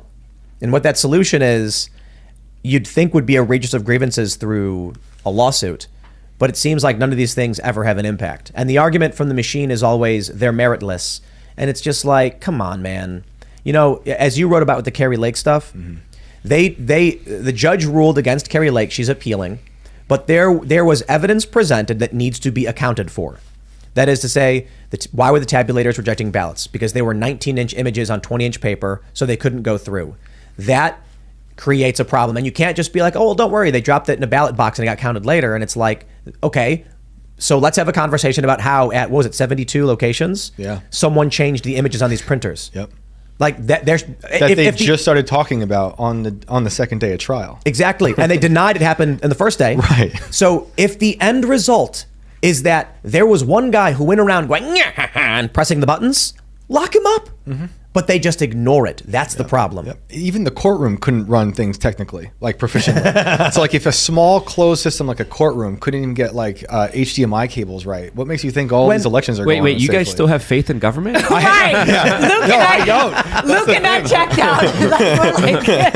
You think they're going to do something good for you? It's like No. I'm trying to. I know I don't have faith in the government, but it's like I'm trying to keep faith in people. But I'm losing faith in people because I even think if we remove the government, like I was saying to you about moving on to an You'll get anarchist, there. I know, but how? You'll get Because there. I'm surrounded by Well, people who truly worship the establishment. Well, the argument I would make is because psychopaths usually flee to the biggest positions of power. This is why government is a vector for them, and we should always push back against them. Yeah. Sorry, I thought you were raising your hand trying to say I know, something. No, I got a tech. yeah.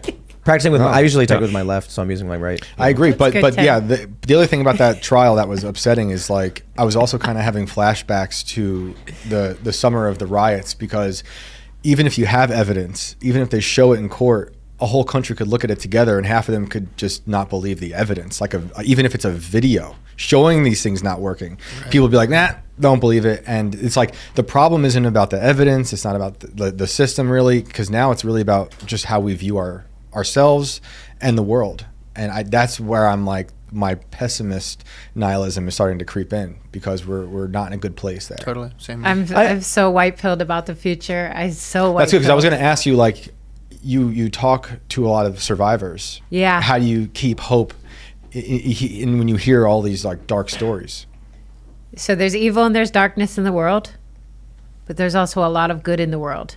And good and light and love will win in the end. And unfortunately, not everybody will make it there with us. Not everybody going to make it, but it will win in the end. History has shown us this repeatedly over and over again, no matter how dark things are. Some will make it, and good and light love will win the end, and it doesn't stay bad forever. I love that. I want to ask one quick question before we go to super chats. I was just thinking about this because Yeah. I'm seeing people chat. My question is, and it's not just for you, but for anyone: can a woman choose to be a sex worker at the request of a man? Can you say that again? If a man asks a woman to be a sex worker working for him, and she says yes, is that a legitimate choice she made? So the woman is over 18 and the man's over 18, and is there the man coercion? Is there coercion? Like when you say ask, Just we'll put plain and simple. A man goes to a woman and says, "I'm going to create a cam business. How would you like to be one of my cam girls?" And she says yes. Is that a legitimate choice on her part? it just depends on the entire breakdown of it. So, and by the way, everyone's going to have an opinion on this, and many people won't agree with me. I believe that an individual can be a willing adult entertainer, but that would have to come from inside the individual that wants to be a willing adult entertainer. As far as someone asking, like if you said to me, "Hey, Eliza, I need an extra host on the show. Will you come be a host on the show?" I could then choose, but even if I didn't ask you to be a host on the show, then I would still be choosing to be a host on the show. Does that make? I don't know. Well, here's the reason. Each situation is going to be different. So if force, fraud, or coercion is involved, it's human trafficking. If it's not involved, then it's not human trafficking. Even if it's just having you host a show, like if a no. man, I'm sorry, I wasn't trying to mix the two with the camming. No. Well, so this that would only be labor trafficking if you used force, Right. fraud, or coercion to get me to work for you for free and you kept the money. So for free. So if you were Free paid. or a little bit of a pay. So this is what I was getting to, because someone said in the chat, Yeah. regret is not rape or something like that. And others made the point that if women chose to do a job for someone, the reasons they chose to do the job aren't material.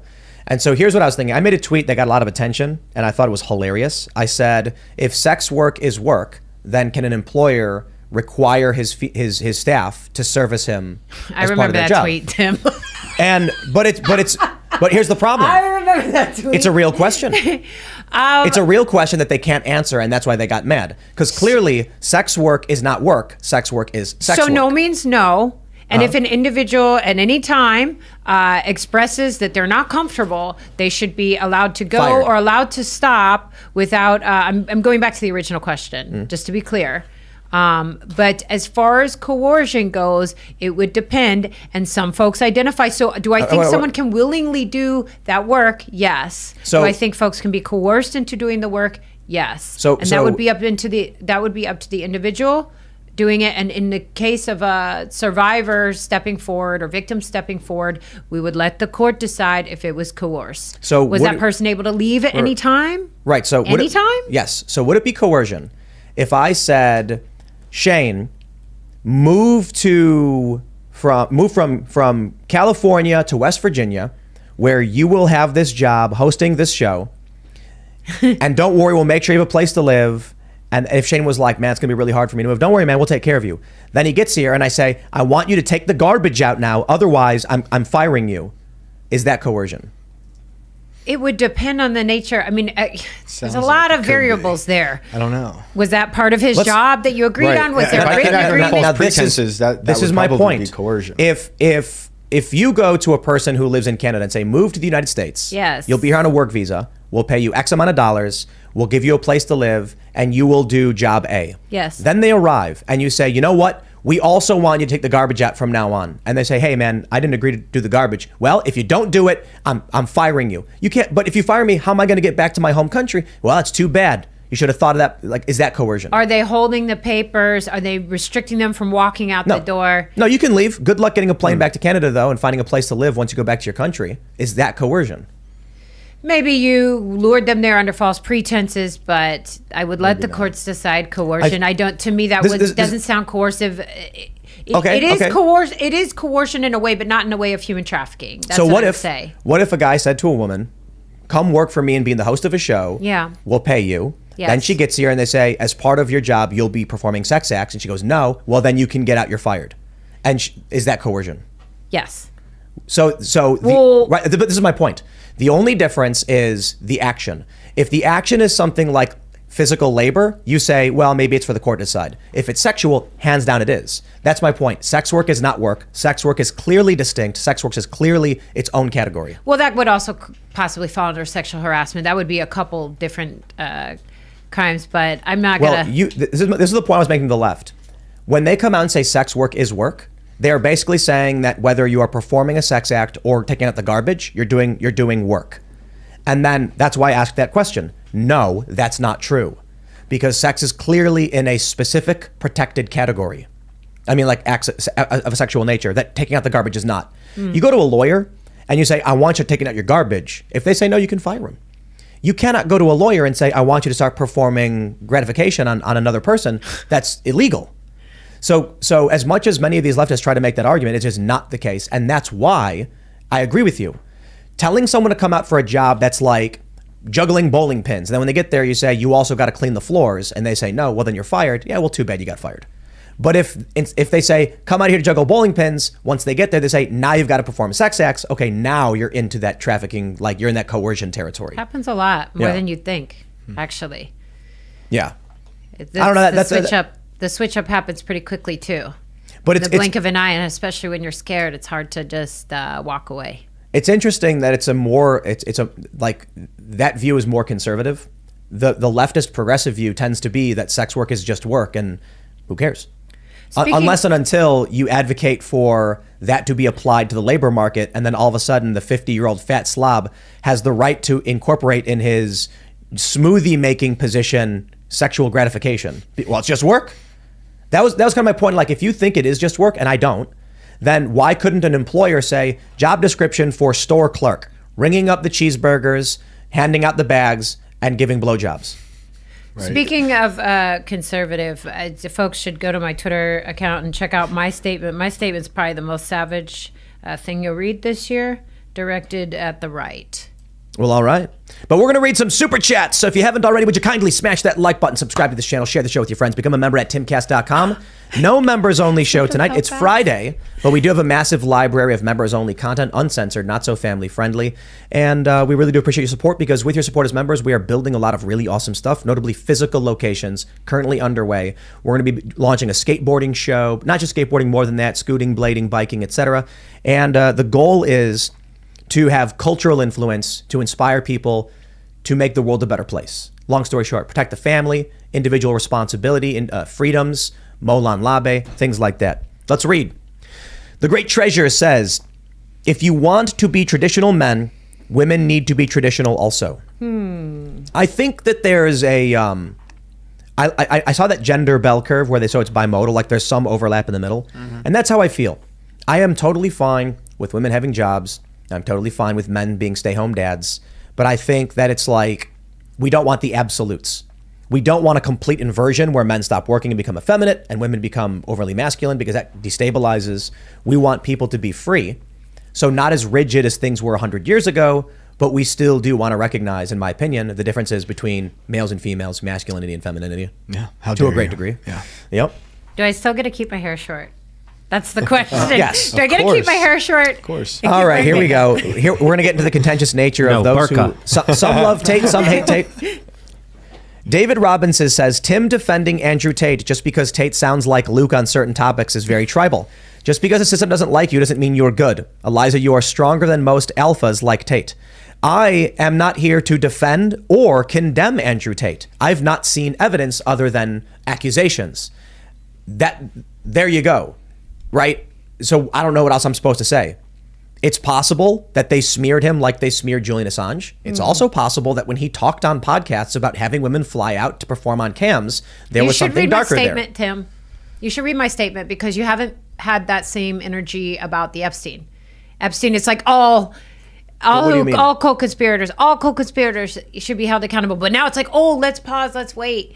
But what do you mean? Like with Epstein, we had transcripts released. Yeah, there's so much of it. There's more stuff being released. Why don't you look into it and then you make a decision? If you wanna Right. Keep that same energy. I've seen videos of Andrew Tate. Yeah.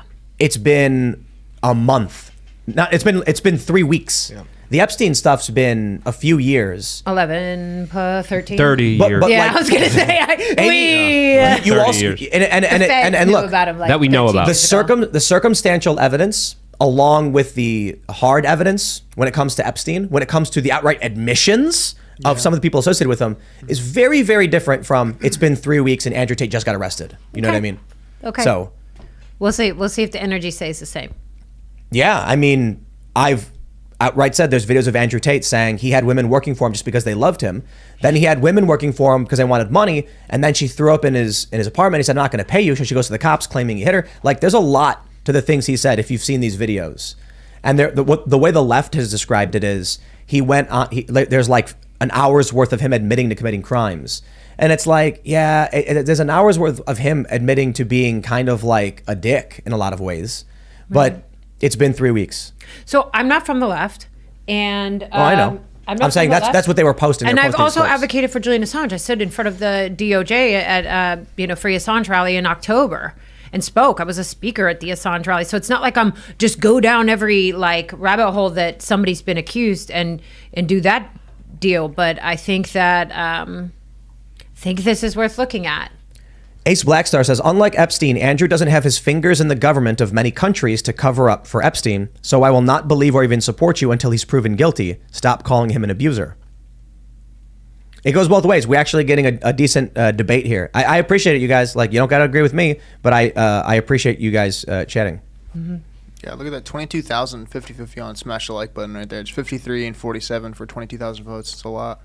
I mean, it's usually like 2/3, so it's skewing slightly towards I have not smashed the like button. Mm-hmm. But 84% said they did not believe Andrew Tate was guilty. Right. And that's not just saying they think he's innocent. It's that many people saying, show me the evidence. Cool. Right? Right. We'll give it a little time. There's a lot with Epstein.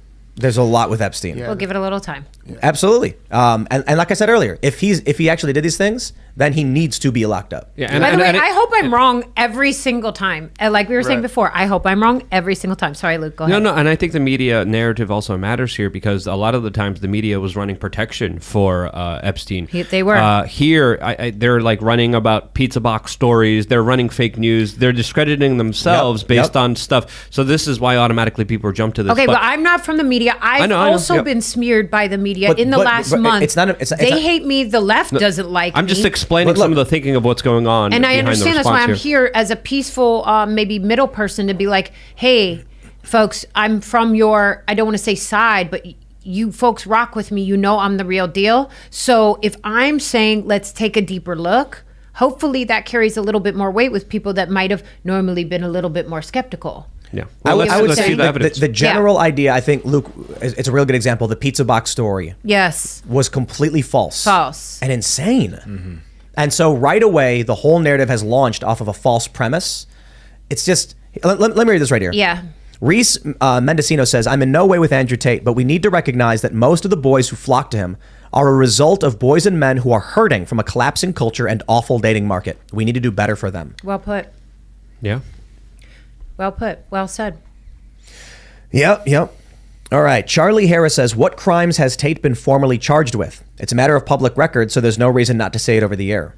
I don't think he's been publicly charged with anything. He's being investigated for being a lover boy, rape, and money laundering. That's what we know. He's being investigated. The whole false narrative around the pizza box thing was so annoying because he has a compound in Romania. They don't need to know he's there. They know he's there, and he has a massive compound. But the fake news also discredits the legitimacy of this story. So the corporate media, just by running fake news, does so much injustice to all of this. Well, they've done the same thing to me. They did the same thing to me with Elon Musk. They did the same thing to Tim. They've done it to you. They've done it to all of us. Yep. And it sucks. And they did it to Brett Kavanaugh, if you remember what happened to him. I don't know if you remember that story or your response to how that was going down. Sure. I mean, I believe in due process. I think that, and I've said that since the beginning. If folks want to put in due process into my Twitter search bar, I say, I believe the survivors that I serve, and I explain to every survivor that I serve, due process. You can't just believe every single story. So I understand folks being skeptical. That's cool. Yeah. Sorry, go ahead. Raymond G. Stanley Jr., in reference to the Philadelphia train story, says, drop kick him, Tim, drop kick him. I said, I would drop kick the dude. If I saw a guy jump on top of a woman, I'd jump on him. Like if he was standing up, I would run up and drop kick. And I can't. I don't know, man. I've had a lot of people, everybody seems to be of this mindset that everyone else is going to be like them. And so they'll say things like, you wouldn't do that. You wouldn't. I'm like, don't project your views onto me. Like, there's a video, I went on Tucker because of this, because Antifa got in my face and started swinging at me. And I clenched my teeth, tightened my abs, and I leaned forward. You can watch me do it. I get angry, especially when these people get in my face. And I don't know, it's the kind of person I am. And I think too, I don't know, you get screwed with enough in places like the South Side of Chicago or traveling around the world where, trust me when I say, like, I would drop kick the guy. I don't even want to say probably. I'd probably just lose it. I'd probably black out and be like, I don't even remember what happened. I just went on the guy. I know this is totally unrelated, but I just want to say something. I just want to let everybody know I'm working on this case for free. I serve all of the survivors that I serve, the public survivors, for free. I get no money from this. Nobody's paying me to be here. Nobody's paying me to say anything. I got no money from the Twitter, advocating for the Twitter survivors of Twitter. I did all that work for free. Everything I do for free, and usually lose money. So I just want to say that because I know people are going to say a thing like I'm in this for money. I'm literally not in this for money, and I actually lose money doing this work. Giovanni Lycia says, can you elaborate on what the machine is? The establishment. It's a reference to the, like, Rage Against the Machine. Of course, they rage on behalf of the machine these days. But the machine is the establishment, the control. It is... You want to talk about the cathedral? The cathedral. Yeah. The cathedral, yeah, Yes, but a lot course. of people don't. Yes, of course, the cathedral, darling. Yes, of course. No, the cathedral is going to be like your school system. Starts at the school by, what would you call it, Luke? Like not brainwashing, but sort of indoctrinating the young children. Then it goes up through the government schools to the universities. Then it goes to corporate journalism and then to the government. Good? Cathedral? Yeah. Sort of. But basically the machine is just like, imagine this giant factory where it Hollywood and big tech in there too. Controls production. It controls what you're allowed to say. It's where all the establishment people are. It's robotic. It's duplicitous. It's unempathetic. And the opposite of that is freedom. Yes. So imagine there's a big factory. Inside, you wear a jumpsuit. You do as you're told, but there's food and you keep your mouth shut. You do it. You're not allowed to talk about certain ideas. You do your job. And then outside in the wilderness is freedom, where figure it out. That's it. I prefer dangerous freedom over peaceful slavery. Yeah. Every time. The backlash Every says, time. Yes. Every time. Obsessed. I'm actually obsessed with that. Hey, I think it's the best way forward. It gives me life. All right.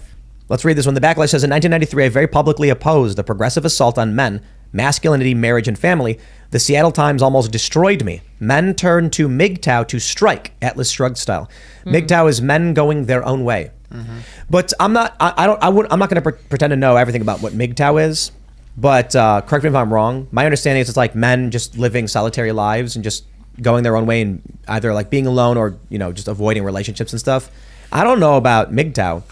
I think one of the problems is society, it's created this very hard imbalance in the relationship between men and women, and I feel like a lot of it's on purpose, Malthusianism or whatever. Like this idea that, I'll put it this way: abortion, child castration, hormones in the water, all of these things result in lower population. Yeah. Is that on purpose? Up for you to decide. I think it's just very interesting that there's powerful, prominent elites that are going around saying we got to reduce population, and then all of these ails of society which are doing just that. Yeah. Let's grab some more super chats. What do we got here? Mundo Mars says, I used to be pro-abort because I thought people have common sense. But when I heard a girl say that her birth control is abortion, I lost all hopes in humanity. By the way, may I ask support for my YouTube channel, Mundo Mars? Keep up the good work. Appreciate the super chat. All right. What was that? Super chat. Derpington says, the comment that I think Ian said, even the cops don't protect you. Yeah, they're literally not required to. Anarcho-tyranny in action, baby. That was Luke who said the cops don't protect you, right? Yeah. Yeah. There's many documented cases, including the Joe Lazito story, which is absolutely crazy. He's a friend of mine. Look up We Are Change Joe Lazito. Be prepared to be mind blown. Right. I was thinking Uvalde. Yeah. Oh, yeah, man. Parkland. Yeah. It's like, what are we paying him for? Yeah. All right. Part-time Doge says, guys, John Bolton thinks he would be a viable 24 candidate. Oh my God. He also may have announced on a British show. A little confused if he Yep. did or didn't. He did. He's going to get negative votes. Like somehow. It's just like, he's -3. Or all how the this happened. suicidal people who want World War III are going to vote for him, and then he's probably going to become president of the great. United States. So the long-term game plan is to make everyone depressed, so they're suicidal. Then they're all going to vote for John Bolton. John Bolton's going to kill us by starting World War III. So Wow. Yeah. It's like, Debunk. You know what we should do? That sounds horrible. I got an idea. That guys. sounds Guys. horrible. Yo, okay, hear me out. You guys have seen Twilight Zone, right? Yes. Remember the one with the guy with the glasses and the books? Okay, here's what happens. John Bolton becomes president, declares war.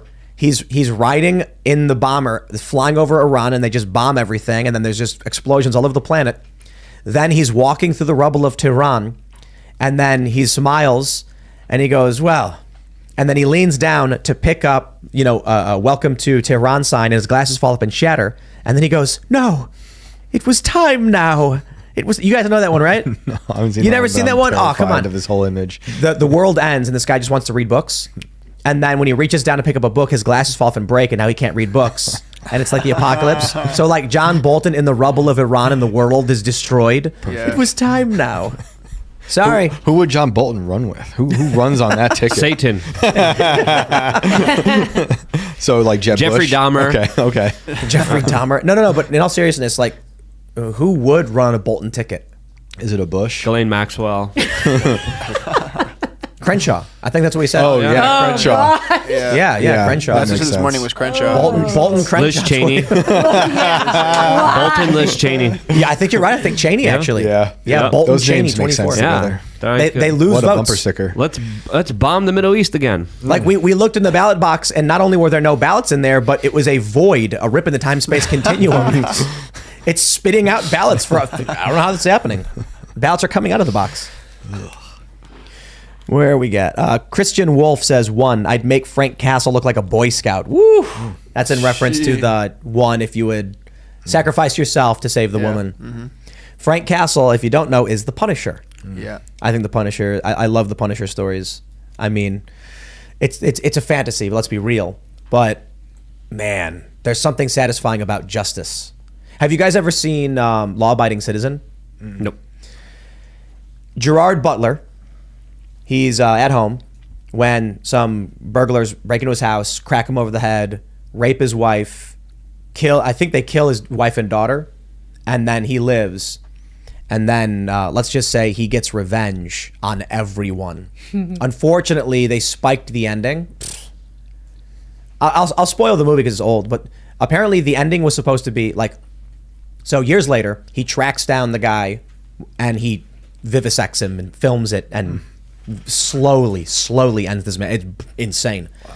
He intentionally gets arrested because he planned this whole thing, and then he murders his cellmate to get put into the special cell that he already tunneled through, so he can freely move about, committing crimes and going after the prosecutors, going after the system that refused to get justice. They cut a deal with these guys, and then he gets mad.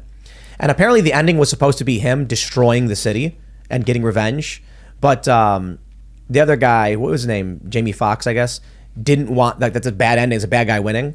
So he ultimately loses in the end, and it's not as satisfying. Because there's something just very Punisher-esque about him being like, my family was killed in the system, let these guys go free. So it's a good movie. It's good. Darius Harvey says, I think the believe all women narrative really hurt true abused victims. No one wants to stick their neck out anymore. I agree. But how do Christine Blasey Ford, right? But how do we? She lied about everything. Okay. I believe. So how do we listen to believe some she folks lied. that maybe aren't, I don't know, credible, and then like you can't discredit all survivors just because, or individuals that step forward or accusers. You can't discredit everyone because of a few bad experiences. I mean, we've been saying the same raggedy. There's no discredit.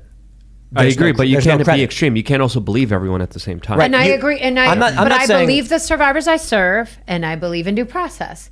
But you folks aren't advocates. If you folks were advocates, you would also believe the survivors you serve, and also explain. Do you go into any of the situations with skepticism first? Like, do you have to say no to certain people when they come to you? I don't know. I don't have room to be everyone's advocate. Right. Especially everyone that asks. Right. There are some cases that I'm probably better suited to serve. Yeah.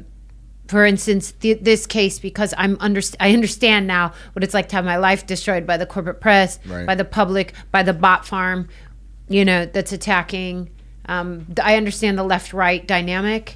That's why I'm well suited to be an advocate in this way. Yeah. Here in this case. I'm worried because I find myself doing it all the time too. I lead with skepticism now But with almost what- everything, which but is how an do we fix unhealthy place. that? I think transparency. Okay, the more transparency, people but how see much evidence does a survivor have to give for people to gain think, trust of people, I would say as much as possible, unfortunately, because people Like, have so much skepticism. If a dude came to me and said that some guy robbed him, help me, I'd say, okay. I'd call the police and say, I got a guy here who's been robbed.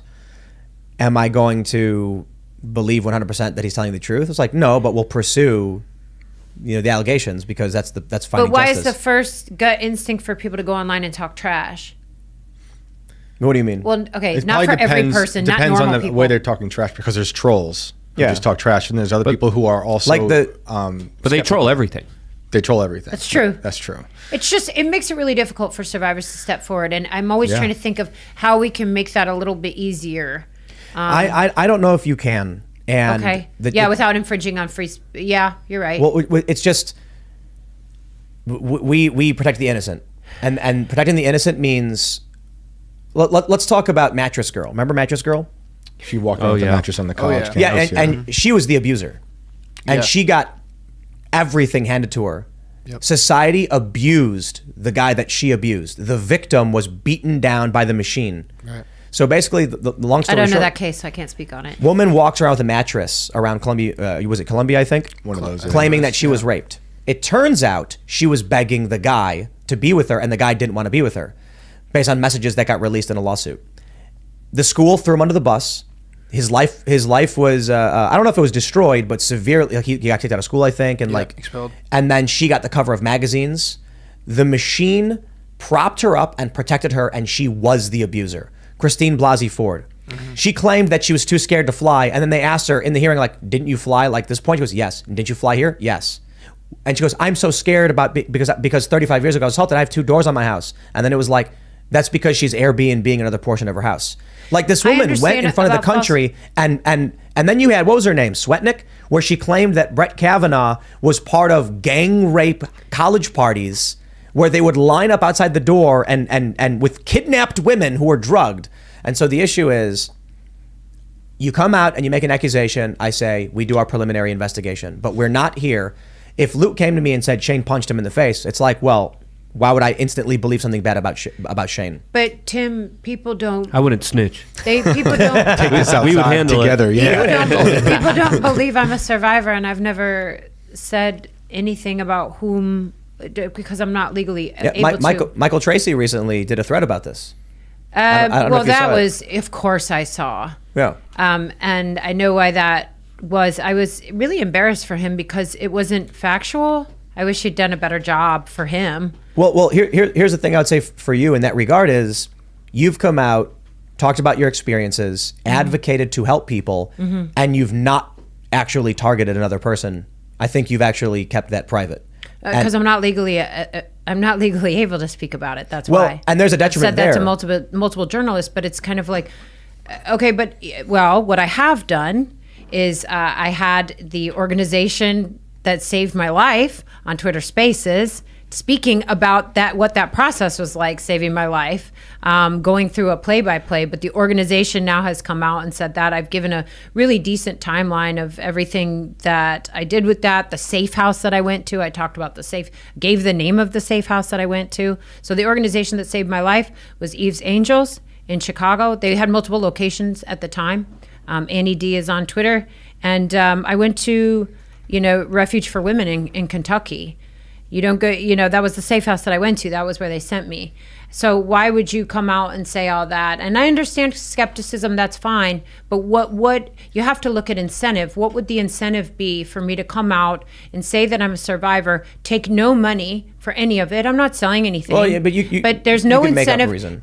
Okay, Like anyone could if they wanted to. Sure. So let's say, like, hypothetically, it is made up. What's my biggest win so far in public? Getting Twitter to address child sexual abuse material and make it a top priority? Well, that's why I'm saying. Like, what? We'll so, give you the like, benefit of the where's doubt, the like- win? Where's the win there? Like, what's the big win, or what would the big gain Well, be? no, I'm no, not no. asking an abuser for This- money. this- I'm not asking people for money. This is why, when it comes to your story, it's like, oh, the only thing you're doing is getting Twitter to fix the problem, and so there's no conflict. I'm advocating for survivors. When it comes to Andrew Tate, it's people know his show and have seen things they like from him, Mm-hmm. and then there's people they never heard of accusing him of doing something wrong.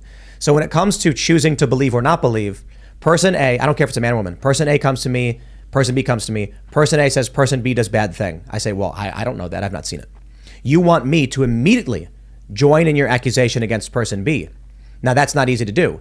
What we do for the legal system is we say, we heard you. Let's do our preliminary inquiry to see if there's a preponderance of evidence. Upon discovery of one, we will then move for an investigation. Upon discovery of evidence, we will file for an indictment, and then we'll try to prove to a jury of our peers this person did the things they were accused Sure. of doing. No one really said that about Maxwell. No one said that about the Epstein co-conspirators. I get what you're saying, because I agree with you. What do you mean? Like with the Epstein stuff, we've gotten to the hard evidence over a decade phase, and people demanded accountability, and it went to indictment, and then Epstein died, and What then it went to evidence indictment. have you seen in the Epstein case that you felt in your Photos mind, of Andrew Tate with Ghislaine Maxwell and Virginia Giuffre, and then her saying yes because he did these things. Not Andrew No, Tate. not Prince Tate. Andrew. Oh, sorry. I was Prince, like, my Prince brain. Andrew. Yo, Prince my Andrew. brain just fried. It's too late, and we're getting the Andrews mixed up. I apologize. Sorry. There was a lot Prince of Andrew. There's a lot of testimony, especially how endowed Epstein I gotta was. eat that one. With, Oof. My brain was in the process of. I was about, let me to clarify. not to stop you. I was about to be A like, picture of let me play this out. Prince Andrew with go. Virginia Giuffre There you go. and Maxwell, as well as flight logs with all of these people. And it's been 10 years, and there's been look. Yeah, the How about evidence this? was Yeah, he- overwhelming. If you in feel prison like some in the evidence comes 90s. out, we'll do another conversation, and then we'll chop it up then. Let's wait. Yeah. Yeah, let's see No, that. How about Witness, that? Totally. witness testimony is evidence, but not proof. And so that's why I said if Andrew Tate did these things, he should be held accountable. When it comes to Epstein, we're at the point where we wanted a legitimate investigation, but we knew the FBI was covering it up. We knew that, what was it, Luke? They had documents, they had folders and binders and video information and things like that were labeled, and they never released. Photos, videos, all of that. Cassette Now- tapes, now- surveillance Oh, I know it. tapes, And all of one that. of That's a the big survivors, story. Sarah, is still trying to get the videos. Like, this is still in the process. Epstein isn't done yet, folks. I've said that once already tonight. The Epstein Maxwell case is never done until it's done. It's not done. All right, we should grab some more super chats because I got to grab at least a few more, and we're going to go a little bit late. Tav Nazian says armed women make fewer rapists. Fewer rapists reduce the need for armed women. Unarmed women create more rapists. More rapists create armed women. There you go. The wheel turns. Richard L says clearly the machine attacked Tate. For what? For what would they be attacking him for? He's an not interesting- saying anything that Why was he new. banned from all these platforms? I'm not at liberty to discuss that now, but further, you will understand later. I mean that's not good enough for me. You know what I Okay, mean? well, Like, let's put so- it this so- way. Go read every platform's terms of service. Mm-hmm. You are not allowed to use Instagram or any other platform for human trafficking, child sexual abuse material, child sexual exploitation, or to facilitate any crime around those things. It's FOSTA SESTA, signed in 2018. All the platforms know this, And including he was Twitter. doing that. I'm not saying he did that. I'm saying, do you think maybe there was another reason? That he was Do you doing think it. has an ex-playmate come out and talked about her experience? Yes, she has. You can pull up the article of being contacted. So I'm just saying there might be more here that meets the eye. Sure, so why don't we sure. chill on the attacked by the only people that truly get no, attacked hold by on, the hold on. machine I'm are not- going to be I'm- like Julian Assange and Edward Snowden and They folks went like after. that are actually They doing went after a Jordan thing. Peterson. And The Jor- machine, Yeah, they called him a Nazi. They tried getting him fired. Now they're trying to put the him through- corporate press. Yes. Of course they did. And and now his universities force him to go through re-education. I understand, but there's a difference between like Take away his medical Maybe license. I'm not understanding the machine because this isn't language that I use. Are you talking? So yes, people are attacked by the corporate press. I have also this month been attacked by the corporate press. And now they're trying to take his medical license away from him. yes, they are, and I said something about that. And why? For what reason are they doing Wrong these things? think. Orwellian stuff. Is it not possible it's the same thing with Andrew Tate? Sure, it could be. So I'm not going to defend the machine until we can see clear evidence. So when we say, well, maybe he got banned because he was doing these awful things, I'm like, no. Okay. Until you come out and say, like, look at this message from Instagram, that's what got him banned. I'm going to be like, I could also come out and be like, he was facilitating illegal recipes. He was advocating for smuggling.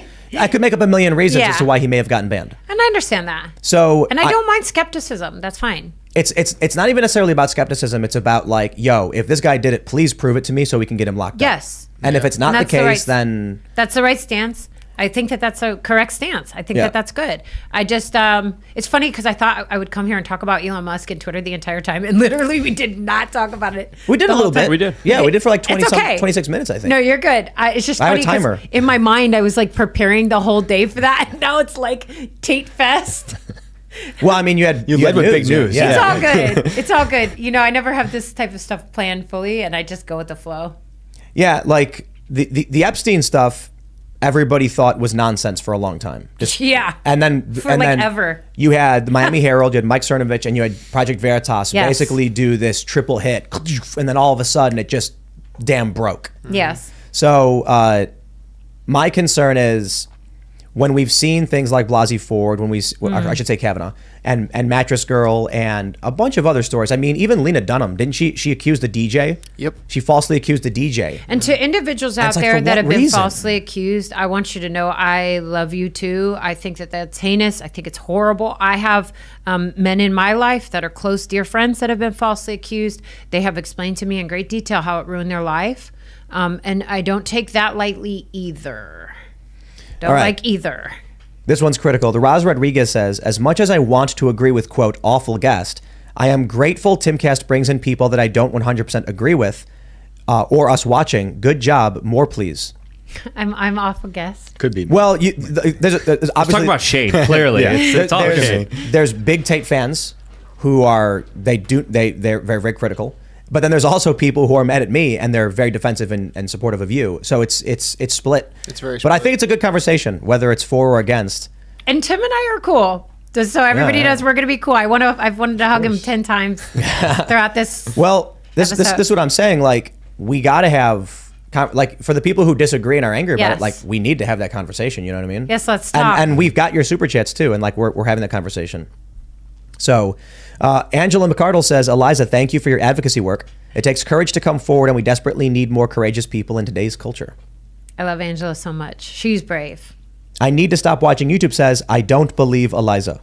That's okay. You and many people. Let's see. Captain Creativity says, Tim, I think you described absurdism, not nihilism. I don't think I described absurdism.